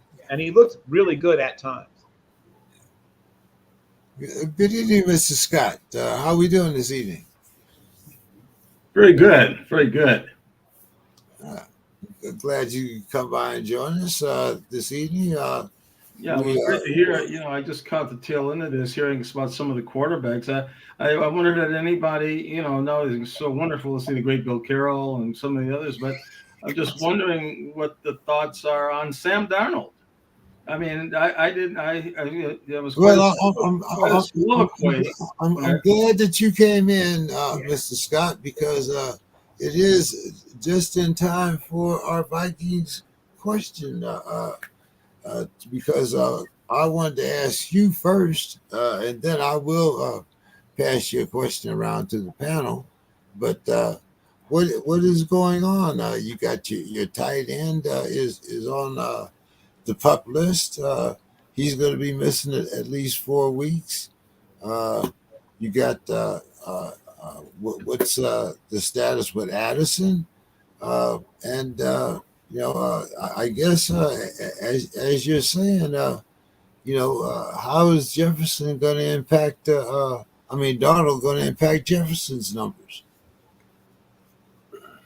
Well, those are all some very good questions. The truth of the matter is that our GM and especially the GM, Mr. Analytics, he's Mr. Wall Street. He's his neck's on the line here. I mean, hell, what was it? His first #1 draft pick, Lewis Sine from Georgia, never played, and then they jettisoned him. Finally jettisoned the young man, not even giving him a chance. So I don't know. I'm just concerned about the Sam Darnold situation. I mean, I think that's the mystery key as to what's going to happen. I mean, the division looks better. I mean, was it Green Bay just got another quarterback to go behind their starter? Didn't they? I thought I heard that. Malik Willis for his 7th-round draft pick. Yeah. And so we have the great Nick Mullins, and then we have Jared. So it's very concerning, especially with Detroit there and Chicago. So what is going on? And then to get rid of Nwango? Oh my goodness! Why in the world would you jettison him? He looks like he had potential. Looked like he was going to be a great contribution to the running backs. Dalvin Cook goes to Dallas. I mean, I don't know.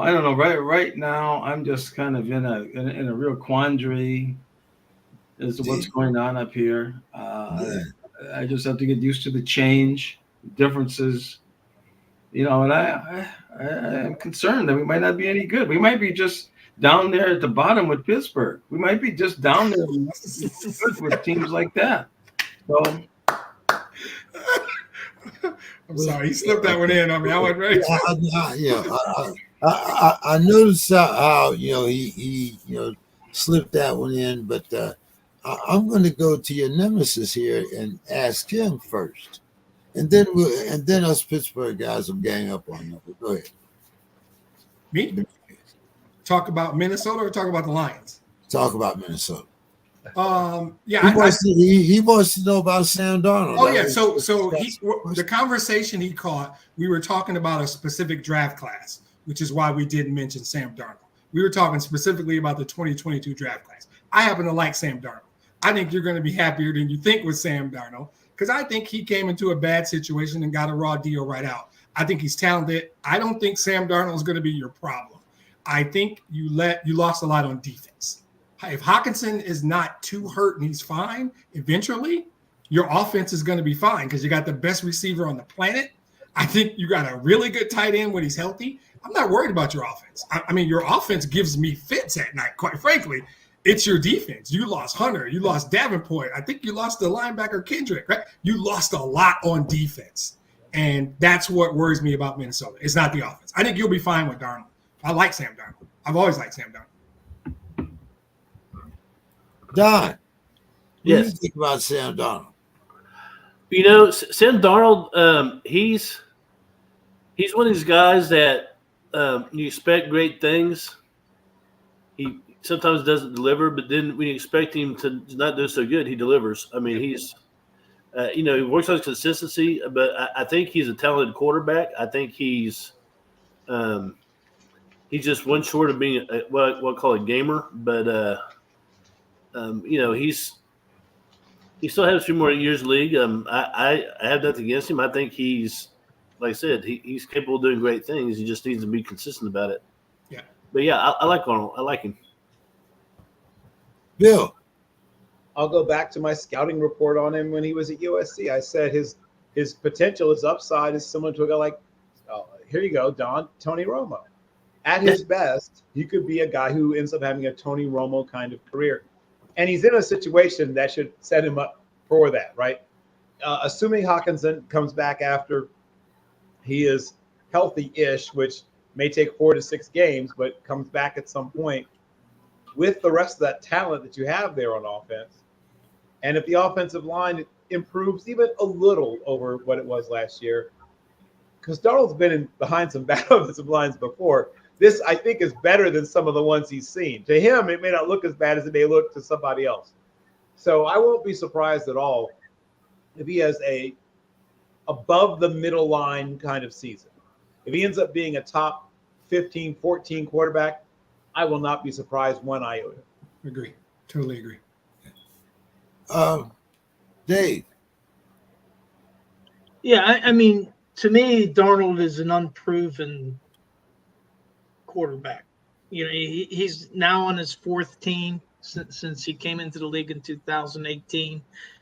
And but I mean, if he has a line that can protect him, he has a great wide receiver. You know, he can get the ball to people. So if he has the pieces around him, he should be able to perform. He should be able to demonstrate that, yeah, he is an NFL caliber quarterback. And I just think that he's unproven. He's going to have unfortunately, with the injury to their draft pick, he's going to have the chance now to demonstrate whether he can be an NFL quarterback. Yeah, he's never played with a receiver this good. Right. And when Hawkinson's healthy, he's never played with a tight end this good. And that's a quarterback's best friend. So to Bill's point, this might be the best offensive line he's ever had. And I'm not saying the offensive line's great. I'm saying what he's played before. To Darnold specifically, I don't think you need to worry about Sam Darnold. There's other things you can worry about. My opinion. As you gentlemen could see, I had to leave for a minute. Grandma called me with some insulin money. So, Mr. Scott, I'm willing to put my money where my mouth is. I think that we'll have a better record than the Vikings. Oh. When you're saying we, are you talking about the hapless? Who hapless? Whatever you would like to call us, I'm putting my money where my mouth is. You can call us hapless, and I'll call the Vikings hopeless. That's awesome. So you're on. You're on. There it is. I think it's on wax. You know, because that quarterback situation, I think, is still so fragile with Russell Wilson and you know, the other guy that they really want to play the other guy. It's really clear that that's what they want to do, but he can't make up his mind. And I think this is a swan song for your great coach. I really do. He's been there long. He's always past his use by date. Yeah, they think that. Yeah, so you're on with that, Uncle James. You're on. I got a crisp $10 bill or a $20 bill, whichever one you like. Nice. Well, I mean, I think I'm still ahead from the last one. I don't think I ever got. And then I think I had something with Demetrius, and I don't think I've ever got paid from anybody on this thing. That's bullshit. I do not make wagers on podcasts. That never happened. Yes. That never happened. I don't make wagers. I mean, we might have made one this year, but that's fine. We haven't done it. I feel like Dave, Bill, and Don would like us to settle all this shit at some other time. Let's talk about your Detroit Lions there. Yes, let's do that. What's going on with your Lions? We have seen a couple signings with the Lions. Yeah. What's happening there? Not a lot. We're good, so there wasn't a whole lot. I mean, we're a Super Bowl caliber team, so we weren't going to get some massive turnover, right? There's a couple of surprises. There's a tight end that made the roster that they like for a lot of reasons. A linebacker we got from Kansas City, Ben Neiman, made it. But our team is kind of set. We had a weakness at wide receiver 3, if you want to call that a weakness. So we went out and signed Tim Patrick from Denver and Allen Robinson. But in our offense, that's the 5th guy. You know, it's St. Brown 1, Laporta 2, J-Mo 3, Gibbs 4. So the 5th guy for 40 catches, Just come in, catch the passes we need you to. You're not going to stop us from going to the Super Bowl. So we just didn't. We were set. Our 22 was set. Hell, our 32 was set. Our camp was about settling 8 or 9 roster spots at the back end of the roster, because we really were set coming into camp. You know, we revamped the secondary. You know, I don't need to do a whole big song and dance. I told you guys 2 years ago on this podcast that this was the year the Lions. I said it. It's on wax. I'll pull it up, show you next week. I said it on this very podcast that the Lions were 2 years away from being in. They got there a year early, NFC Championship. I think they're right now on paper. I think we're the best team in the NFC. I think San Francisco's got to figure out Ayuk. They got to figure out Trent Williams. They've got issues. Philadelphia quarterback hates the coach. Nobody wants to talk about Jason Kelce. He was just probably the best center in the league that they lost, or Bradbury. Everybody just wants to say, oh, they got Saquon Barkley and they got the corner in the draft. Okay. I don't know if I sit here and I say to you, name a team that's definitely better than us in the NFC, and you've got a quick answer, then we're just watching different football. Because I don't know who that is. We didn't lose anybody. We got all 3 of our coaches back. I re-signed our quarterback, our best receiver, and our best lineman. Extensions. Everybody's happy, everybody's back, and everybody's good and young. I don't know what I'm supposed to say right now, other than I think we're going to the Super Bowl. I'm sorry. Do I possibly fear Kansas City or Houston or some of those teams on the other side? There's some good teams on the other side. I don't, on paper, I think we're the best team. I think we dominated San Francisco for a half and then gave them the NFC Championship game. Yeah, I'm sorry. Going for it on fourth down. No. Got to watch more football. Players make plays. My favorite player in the history of football is a receiver named Herman Moore. He said something very simple. If both my hands touch the ball, I'm supposed to make the catch. Now, Josh Reynolds is no longer a Detroit Lion. It's not a coincidence that he dropped a 4th down pass that would have probably sealed the game. And then he dropped a 3rd down pass that would have probably allowed us to kill the clock. I'm not going to talk about the fumble by Gibbs or the ball that bounces off a corner's helmet. We lost that game. Sometimes we get beat. Sometimes you lose. We lost that game. And I'm cool with it because almost everybody's back. The coach, the OC, the DC, the quarterback playing his best football, another good draft. I'm sorry. I'm listening to arguments if you guys got something telling me why we are probably not the best team in the NFC. I don't know what they are. Well, I've said it before. If the dog hadn't stopped to doo-doo, he'd have caught the rabbit. I don't know what that has to do with anything we're talking about. Dogs and rabbits have nothing to do with anything. It is that we were in the NFC Championship game, dominated for a half, and then made 4 critical mistakes in the second half. It's not about dogs and rabbits and doo-doo. It's not. It's about a really good football team that got better because we had a weakness in the secondary and we fixed it. We're better than we were last year, and we were a half away from the Super Bowl. There's no dogs, no doo-doo, no rabbits. Just a really good football team that plays in Detroit. That's all I'm saying. Don, let's talk about your guys down here in Texas. CD got his bag, 4 years, $136 million, making him the 2nd highest paid wide receiver in the NFL. $100 million guaranteed, $38 million signing bonus. My math has to be off somewhere here because to me, $100 million guaranteed and 38 is 138 mil, but 38 is part of the guaranteed 100 million. Right. Okay. 38 is what he got today. Okay. 100 will be guaranteed money over the next couple of years. Yeah. So that makes his annual salary at $34 million, just behind Justin Jefferson.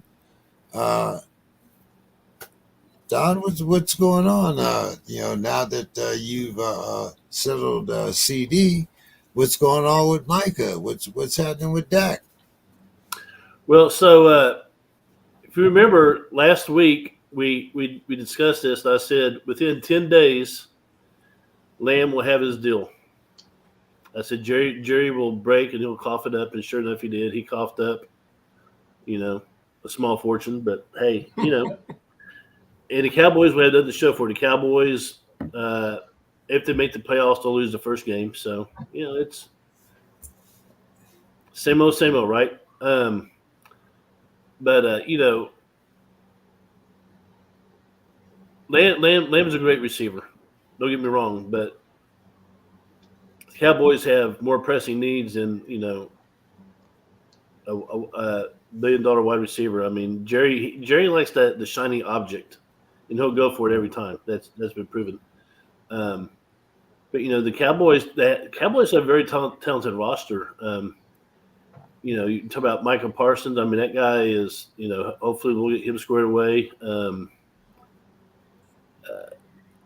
I think Dak is probably on his last year of being a Cowboy. I don't see the Cowboy Nation having that lack of success in the playoffs. I don't think they'll stand for that much longer. But I guess ultimately that's Jerry's choice. But I just don't see. Cowboy fans are very entitled for no reason, because they haven't seen the Super Bowl since the '90s. But it's crazy what goes on in Texas sometimes. Mr. Scott, what's your thoughts on the Cowboys?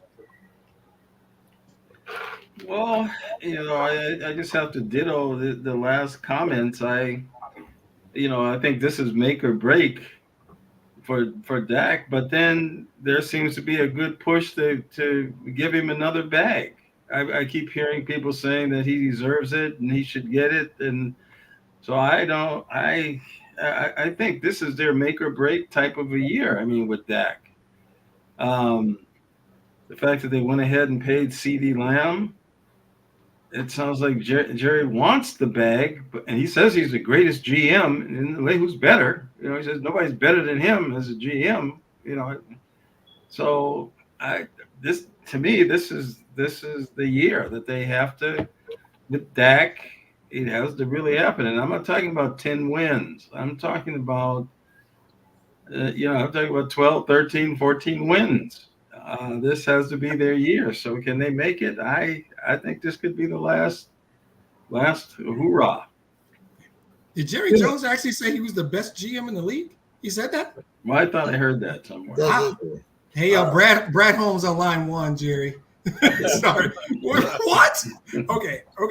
I guess CeeDee Lamb, I think today said he was about it. To be paid. What were you saying there, Dave?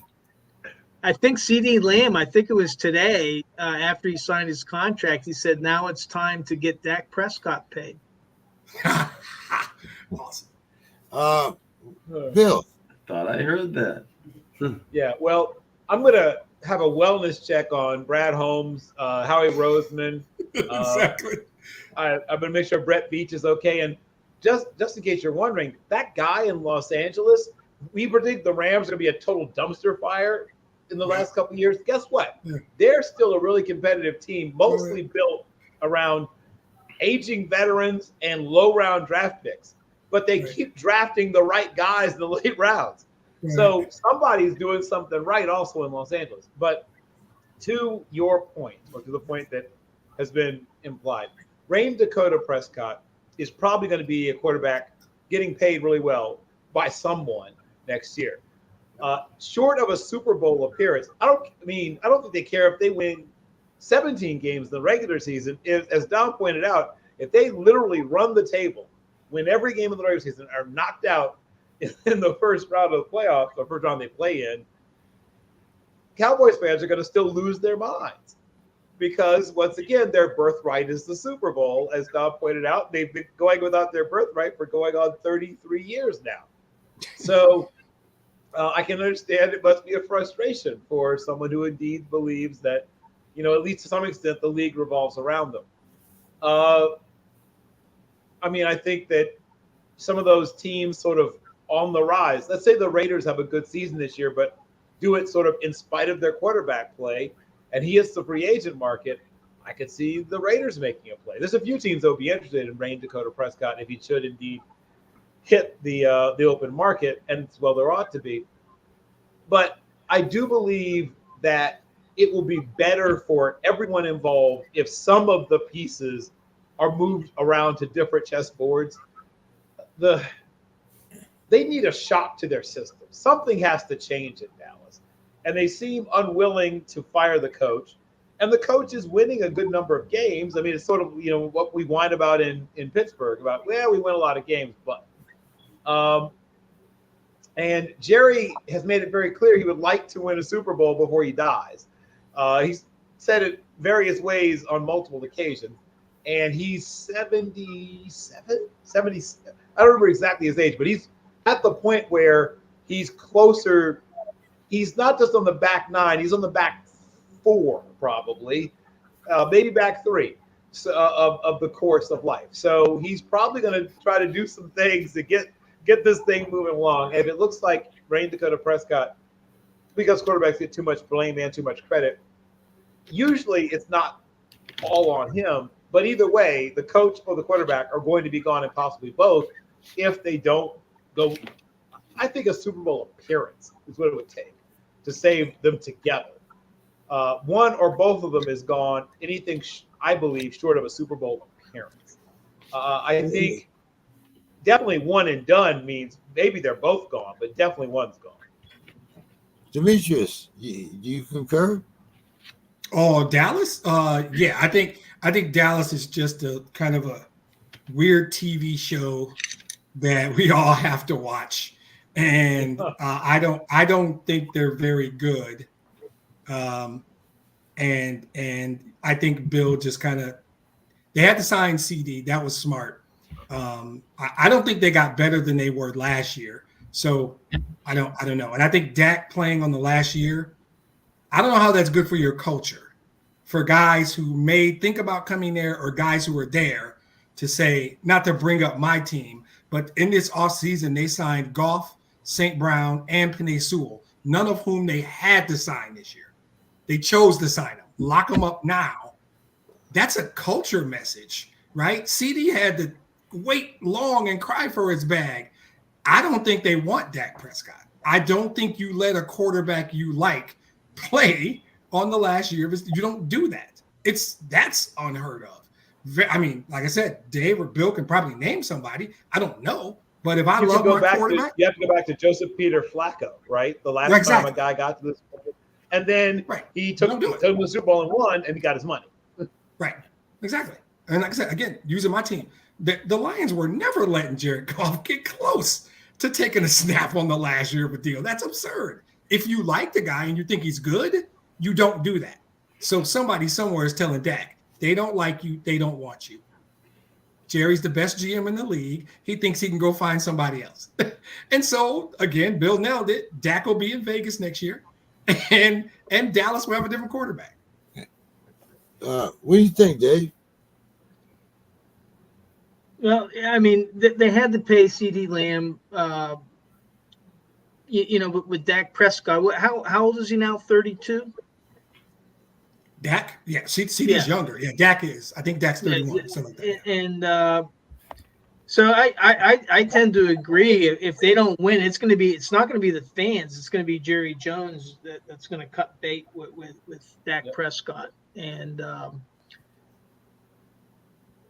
and I don't know what that portends for Dallas's future. Now the thing is the NFC East. The Commanders are rising. They have a new coach. They're trying to rise, but they're not a great team. Somebody had mentioned the Eagles before.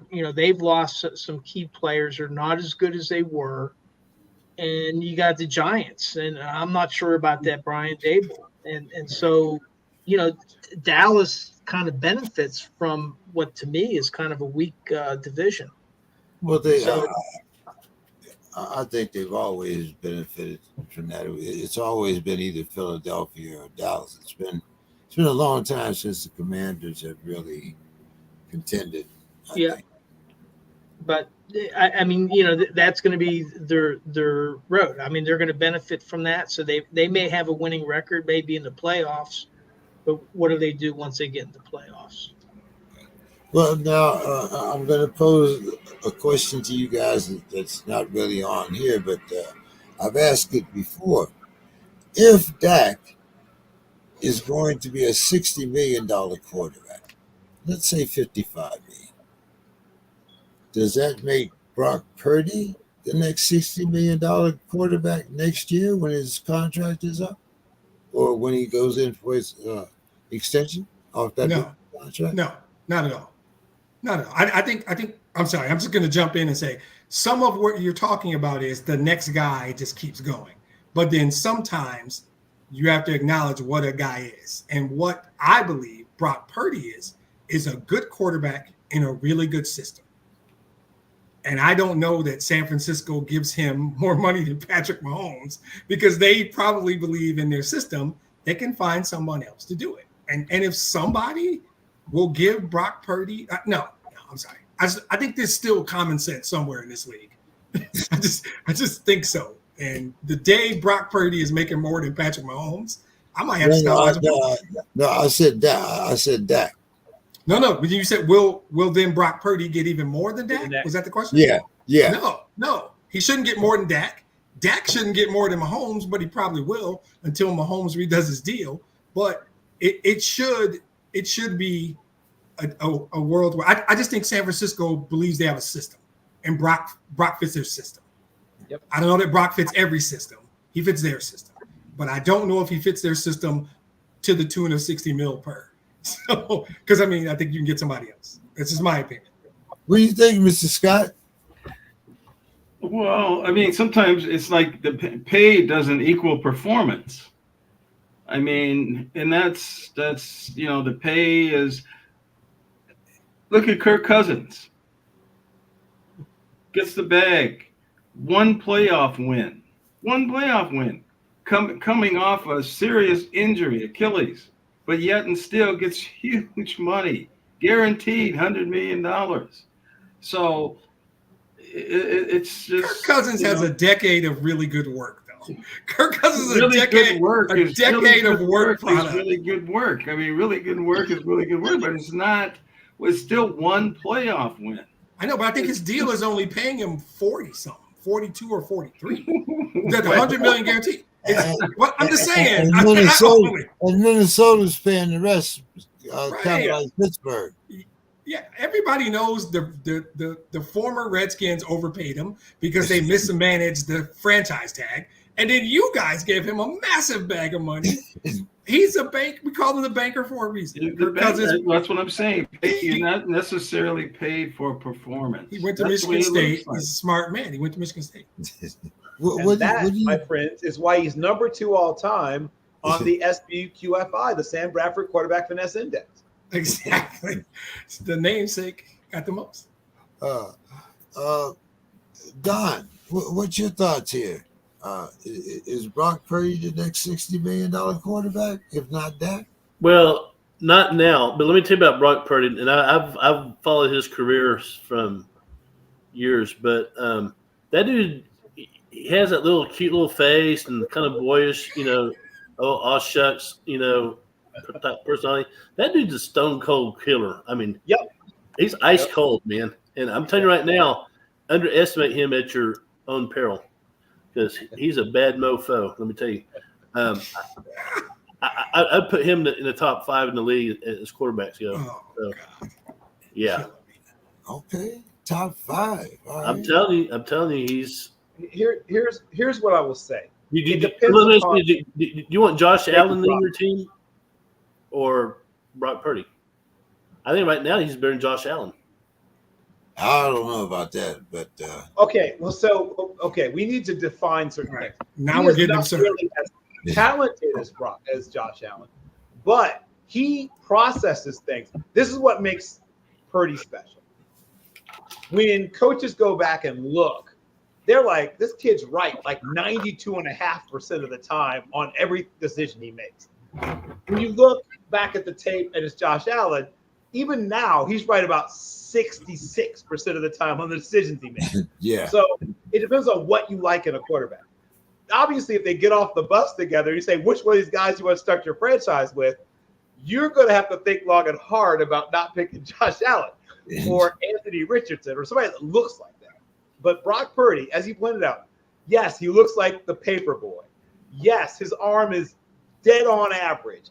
Yes, he can move around a little bit, but he's not scaring you as a runner.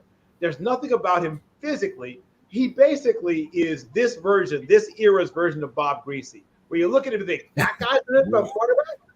But then you look at what he's accomplished and you say, I mean, if he continues on this pace, he's going to be on a short list of guys. And once again, I'm not a person that believes in QB wins and crap like that. But his efficiency numbers, if you're a numbers guy, Demetrius, his efficiency numbers are historic. If he continues on this path, he's going to have one of the greatest careers, at least in terms of all the efficiency metrics you could ever want. You could ever want. His touchdown interception ratio is going to be in the top maybe 3 all time if he continues on this path. He's already on the trajectory of being one of the most efficient quarterbacks we've ever seen, ever. Now, is the system, once again, that's true of every quarterback. It's true of Montana, right? I mean, pick anybody you want to. If no quarterback's been great in a system that's bad for them, that's never happened. So every quarterback that's ever been great was in a system that was good for them, right? It just so happens he isn't, but you drop him in Cincinnati, he's not going to suck. I promise you. I promise you. You drop him, if you drop him in New York, yeah, he's going to look bad, right? I mean, there's at least in terms of the Giants, because that's but outside of bad situations or systems that call for a quarterback to be a freak athlete, eliminate terrible situations and eliminate systems that are built on the quarterback creating with his ability to, make things happen physically, make off-balance, off-platform throws 40 yards or run people over or run away from people. That's not his skill set. But decision-making, I mean, you're like me. You like to go back and dig through and rewatch games 4 or 5 different times. His decision-making is as good as it gets. I don't know if there's a better. All right, guys. Well, let's kind of move on here. I just kind of threw that out there because you shouldn't have. Don't you know us yet, James? Well, the thing of it is, is like I do believe, I have to kind of side with Mr. Scott about performance and numbers, but I'm thinking that the numbers are going to overreach performance here. Judging on the present scale. But Dave, Mike Tomlin was not happy with the play of rookie cornerback Bishop. And did Russ really do enough to be named the starting day quarterback? And Dave, I got to ask you, where do we start? Cornerback, offensive line, defensive lineman. What do we do here? I mean, it's very critical that we start out with a winning record. We have to, out of our first 8 games, we need to win at least 6. 5 is realistic, but our second half of the season is brutal. What's your thoughts here, Dave?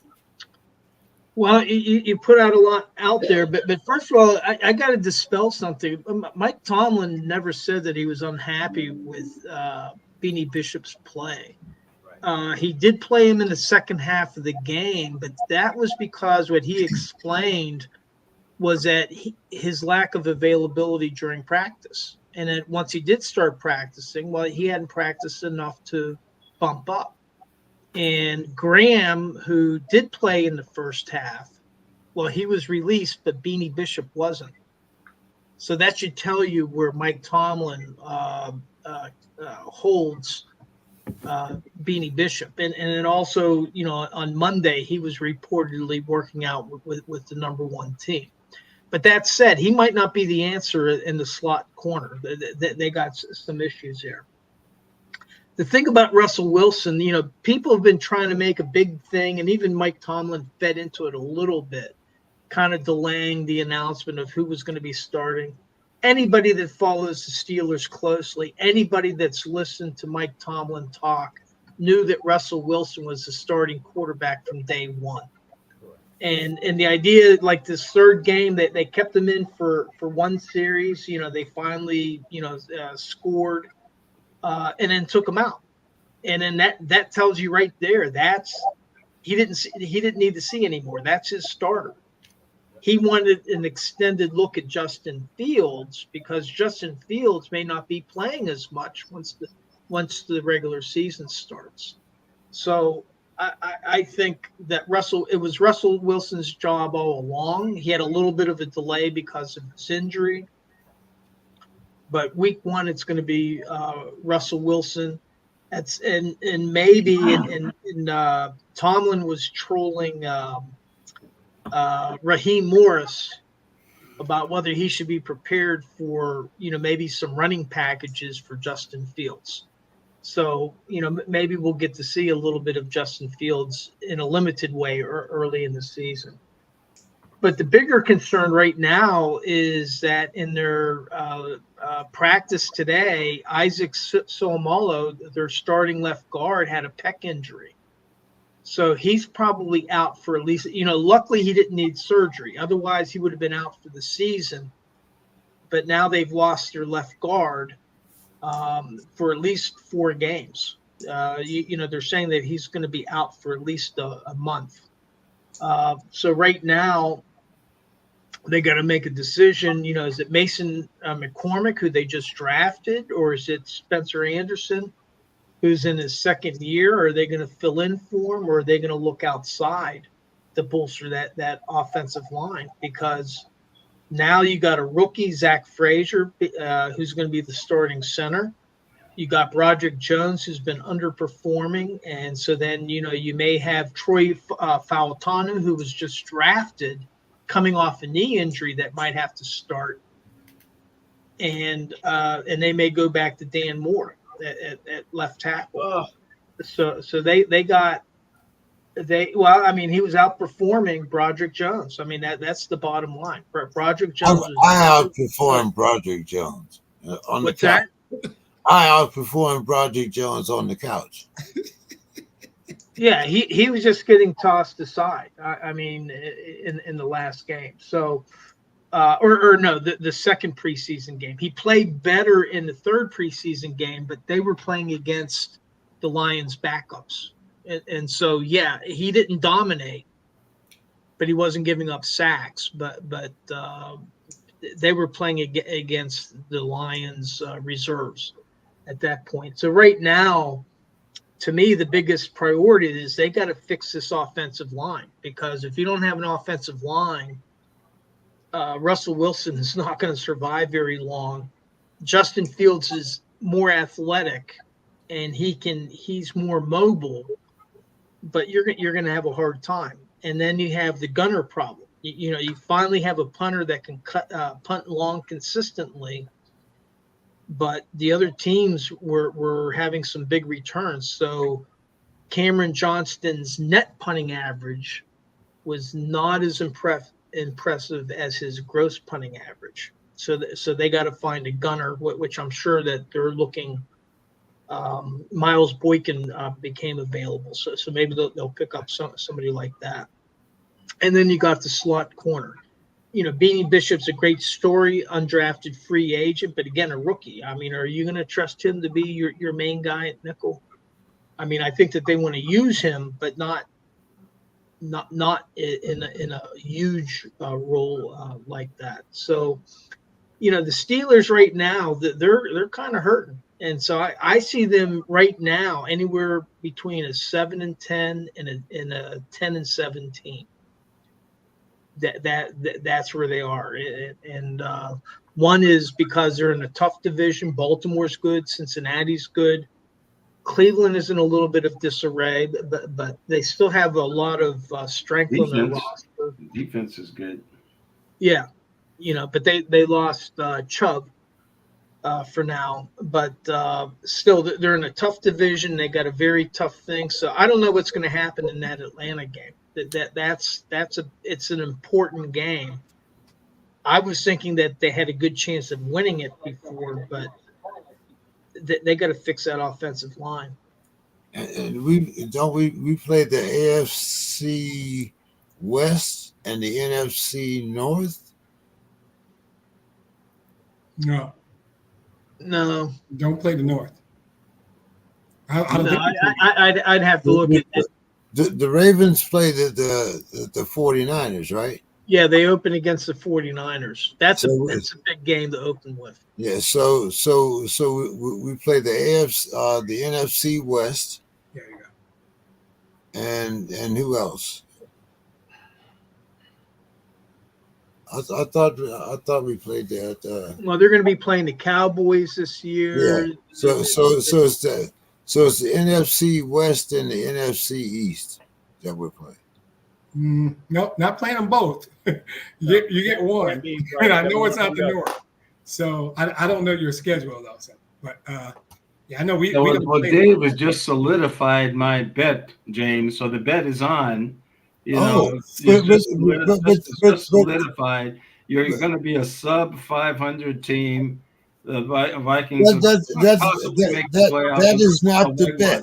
That is not the bet. The bet is that we have a better record than the Vikings. Yes, that's what I'm saying. That's the way I'm taking. Because we know the Vikings are going to be sub 500. I'm taking your bet, and I've got witnesses here. I know some of the witnesses are extremely biased, but they are here, and this is on tape. So sometimes it's almost like you're watching when you go watch CNN. Okay, you see something happen, then you go watch Fox, and it's a whole different swim on the thing. So is it a 10 or a 20? Okay, so I don't want to hurt you, so it's a NFC. 10. I haven't got that's a 10. For those who are wondering, okay, who are playing in the NFC, it's the NFC East.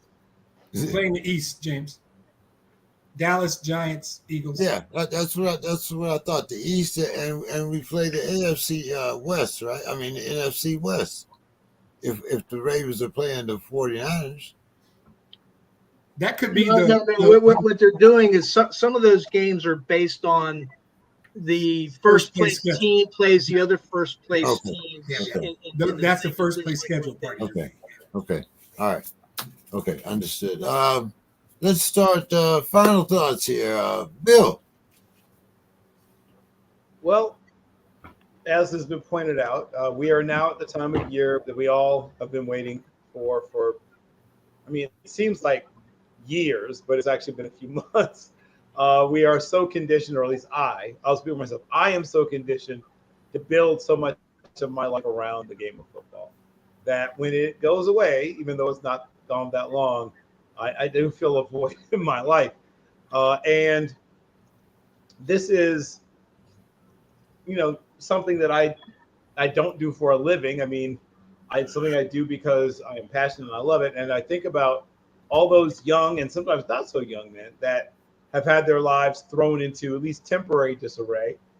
For some of them, it'll fall back into place pretty soon. They'll go back either on the active roster due to someone else being moved or injury or what have you, or some of them will go back to where they were on, the developmental, aka practice squad.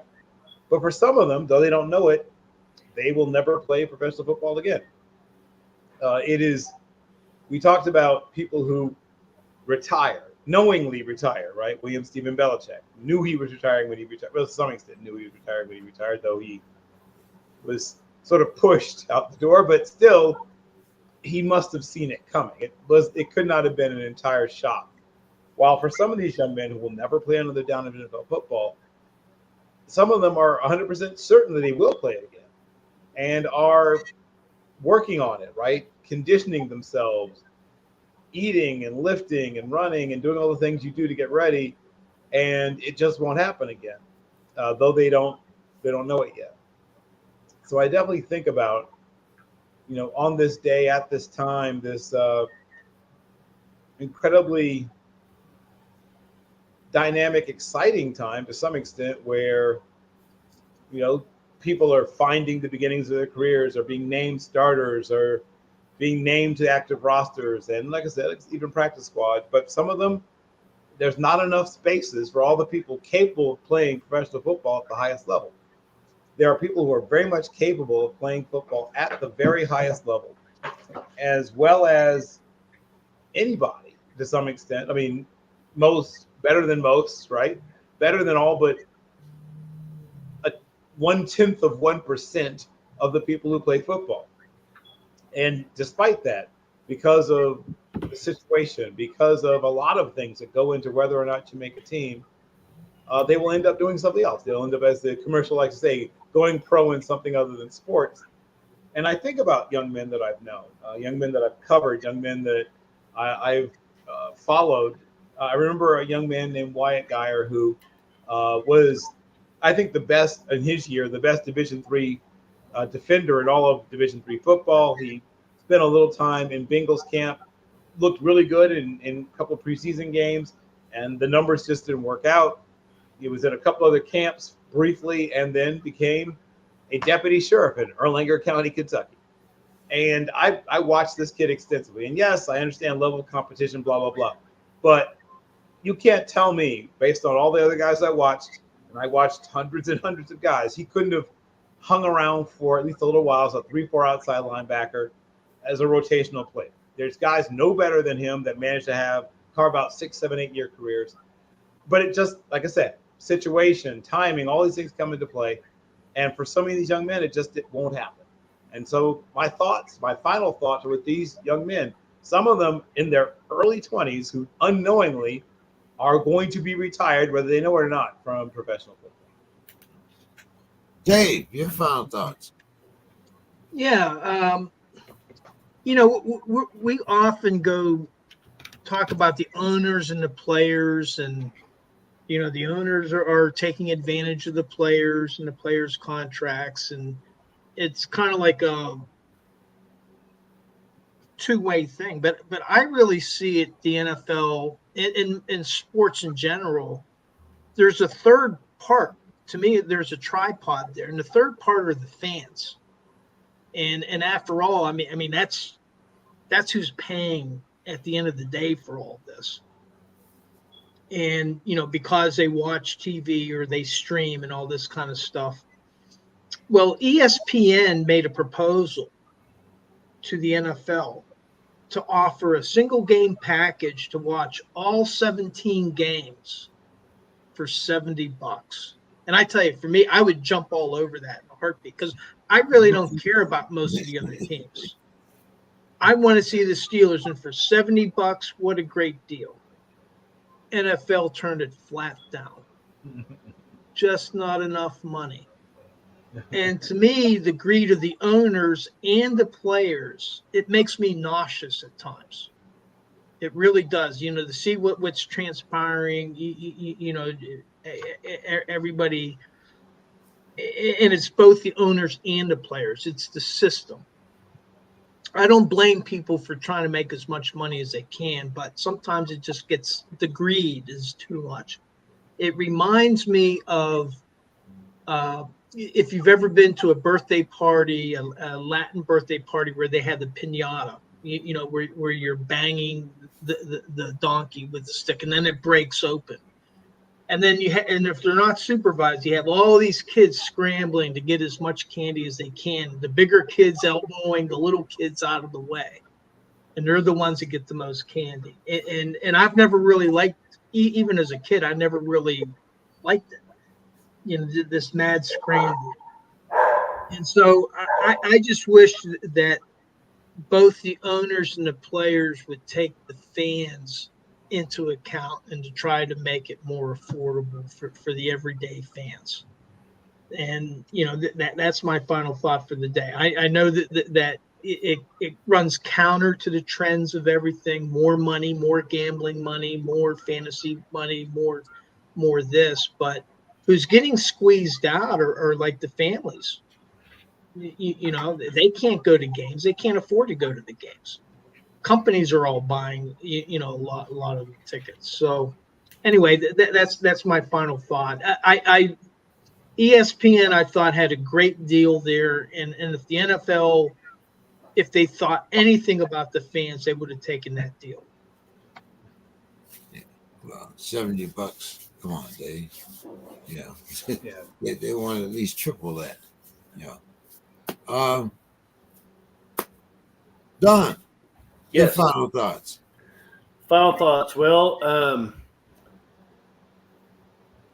went to a message board and just discovered today that some kid, or I guess his mom in North Carolina, high school kid, he's being recruited, has sued the state of North Carolina because they're not letting him get NIL. Guys, we've gone too far. That's all I'm going to say. Mr. Scott.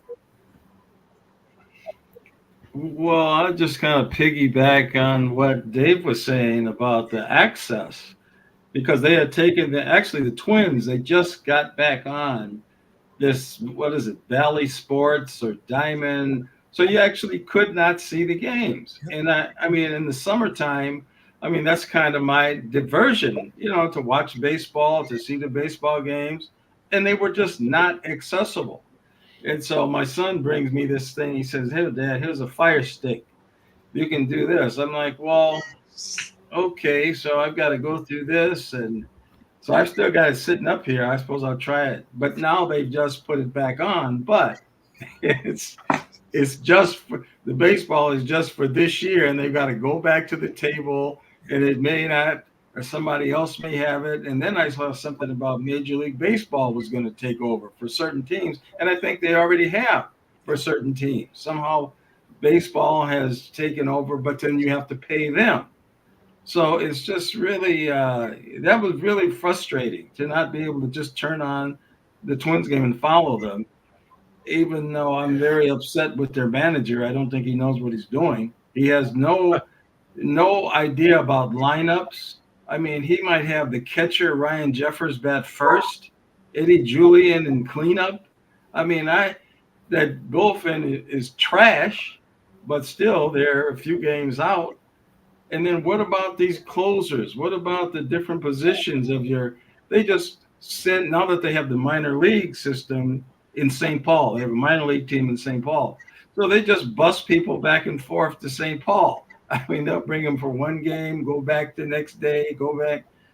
So it's just really interesting how he's managing, because he has a bullpen of at least 25 or 30 pitchers, and half of them are in St. Paul, and they just come up and come back, and the weird lineups. It's just, I guess it's a matter of getting used to this stuff, like the college football. The Gophers play tomorrow. They play North Carolina. And so a lot of the old rivalries, always playing Ohio State, always playing Michigan, It's just, so it's a new world. And I guess it's just about getting used to it. I saw Demetrius has his Fire Stick. I shouldn't be surprised that he's, jumped on it for anybody, but Absolutely. I'm the one behind. Okay, I'm the one. Yeah. So did we just lose our host? Where's our guest? Yeah. His Fire Stick went out. Yeah. Okay, all right. Just want to make sure he's all right. There he is. All right. I got my Fire Stick too. Yep. If you live in a city that's not your home, you have to. David, you got to get one. It's the greatest thing. It's the best investment I've ever made. I'm telling you. I could do a whole final thoughts, but it is your final thoughts. Okay, so. My turn. I'm not going to do that.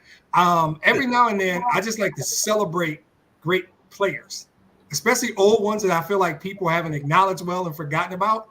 And since Bill's on, and I need him to wake up. All right, there he is. So Don might know, Mr. Scott might know. I'm going to do it the way I do, where I'm just going to start naming off stats about him, see if they can guess who he is. It's basketball, David, so I don't know how much you love basketball.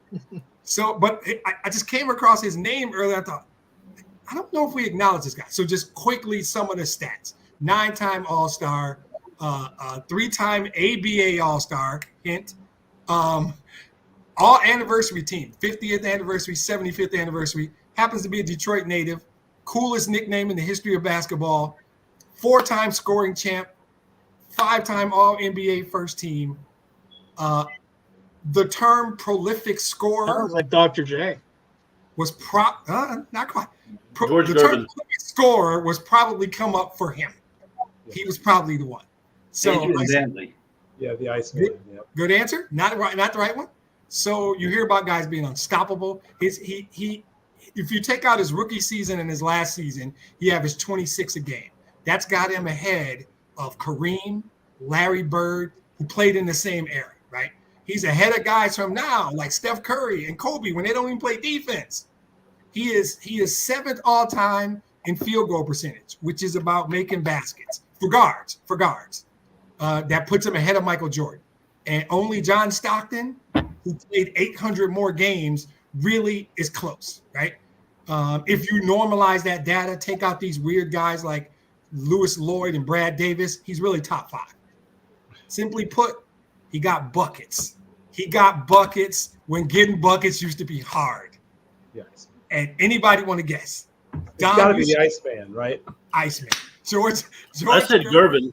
Yeah, you did. He said it. Don said Yeah. it. Don was Detroit native. first. I was Eastern Michigan University grad, I believe. Michigan, number 24, retired. I was talking to some friends from Detroit, and we were doing sort of an all-time Detroit athlete thing. And once you get through the obviouses like Iserman, Gordie Howe, Barry Sanders, Isaiah, and those guys, somebody said, "What? Oh, Iceman was born in Detroit." And I was like, "Oh shit, really?" And then we had to rethink the list. Yeah. But George Gervin. I thought Jerry Butler was the Iceman. No, he might be. Yeah, different Iceman. Sorry, this is the Iceman. Some people call that dude Iceman. This is the Iceman. George Gervin played in San Antonio. I figured Don would know. But you want to pull up some clips of a dude who could get buckets in any way, getting buckets. Long time alderman and committeeman here in the city of Chicago, as well as a member of the Impressions. Yes, we're very familiar with the Iceman. I'm familiar with both of them. Both Iceman, yeah. But yeah. So I just wanted to. Sometimes I think we forget about some dudes that were really great because of these kids. Yeah. These kids now jacking up YOLO threes from half court because you can't play defense anymore. George Gervin would have been unstoppable. In this no defense, can't put your hands on a basketball player league now. Gervin would average 40 a game because he could score both hands anyway. Yep. Love George Gervin. So just wanted to give a shout out to the Iceman. All right, guys. Well, hey, great show as always. Looking forward to, don't forget the fantasy season. Yeah. Don't forget to partner up with our guys from Smash Up Sports. If you guys haven't already, we have a sports crib league. And Mr. Scott, I will be talking trash all season. So well, we've got a $10, and I want to let you know right off the bat, while everybody's here, there will be no buyouts. Okay, won't be able to buy out. Maybe, that's not going to happen. There's no buyouts. All right, guys. Have a great week. Look forward to talking to everybody next week. Take care. Good seeing everybody. All right.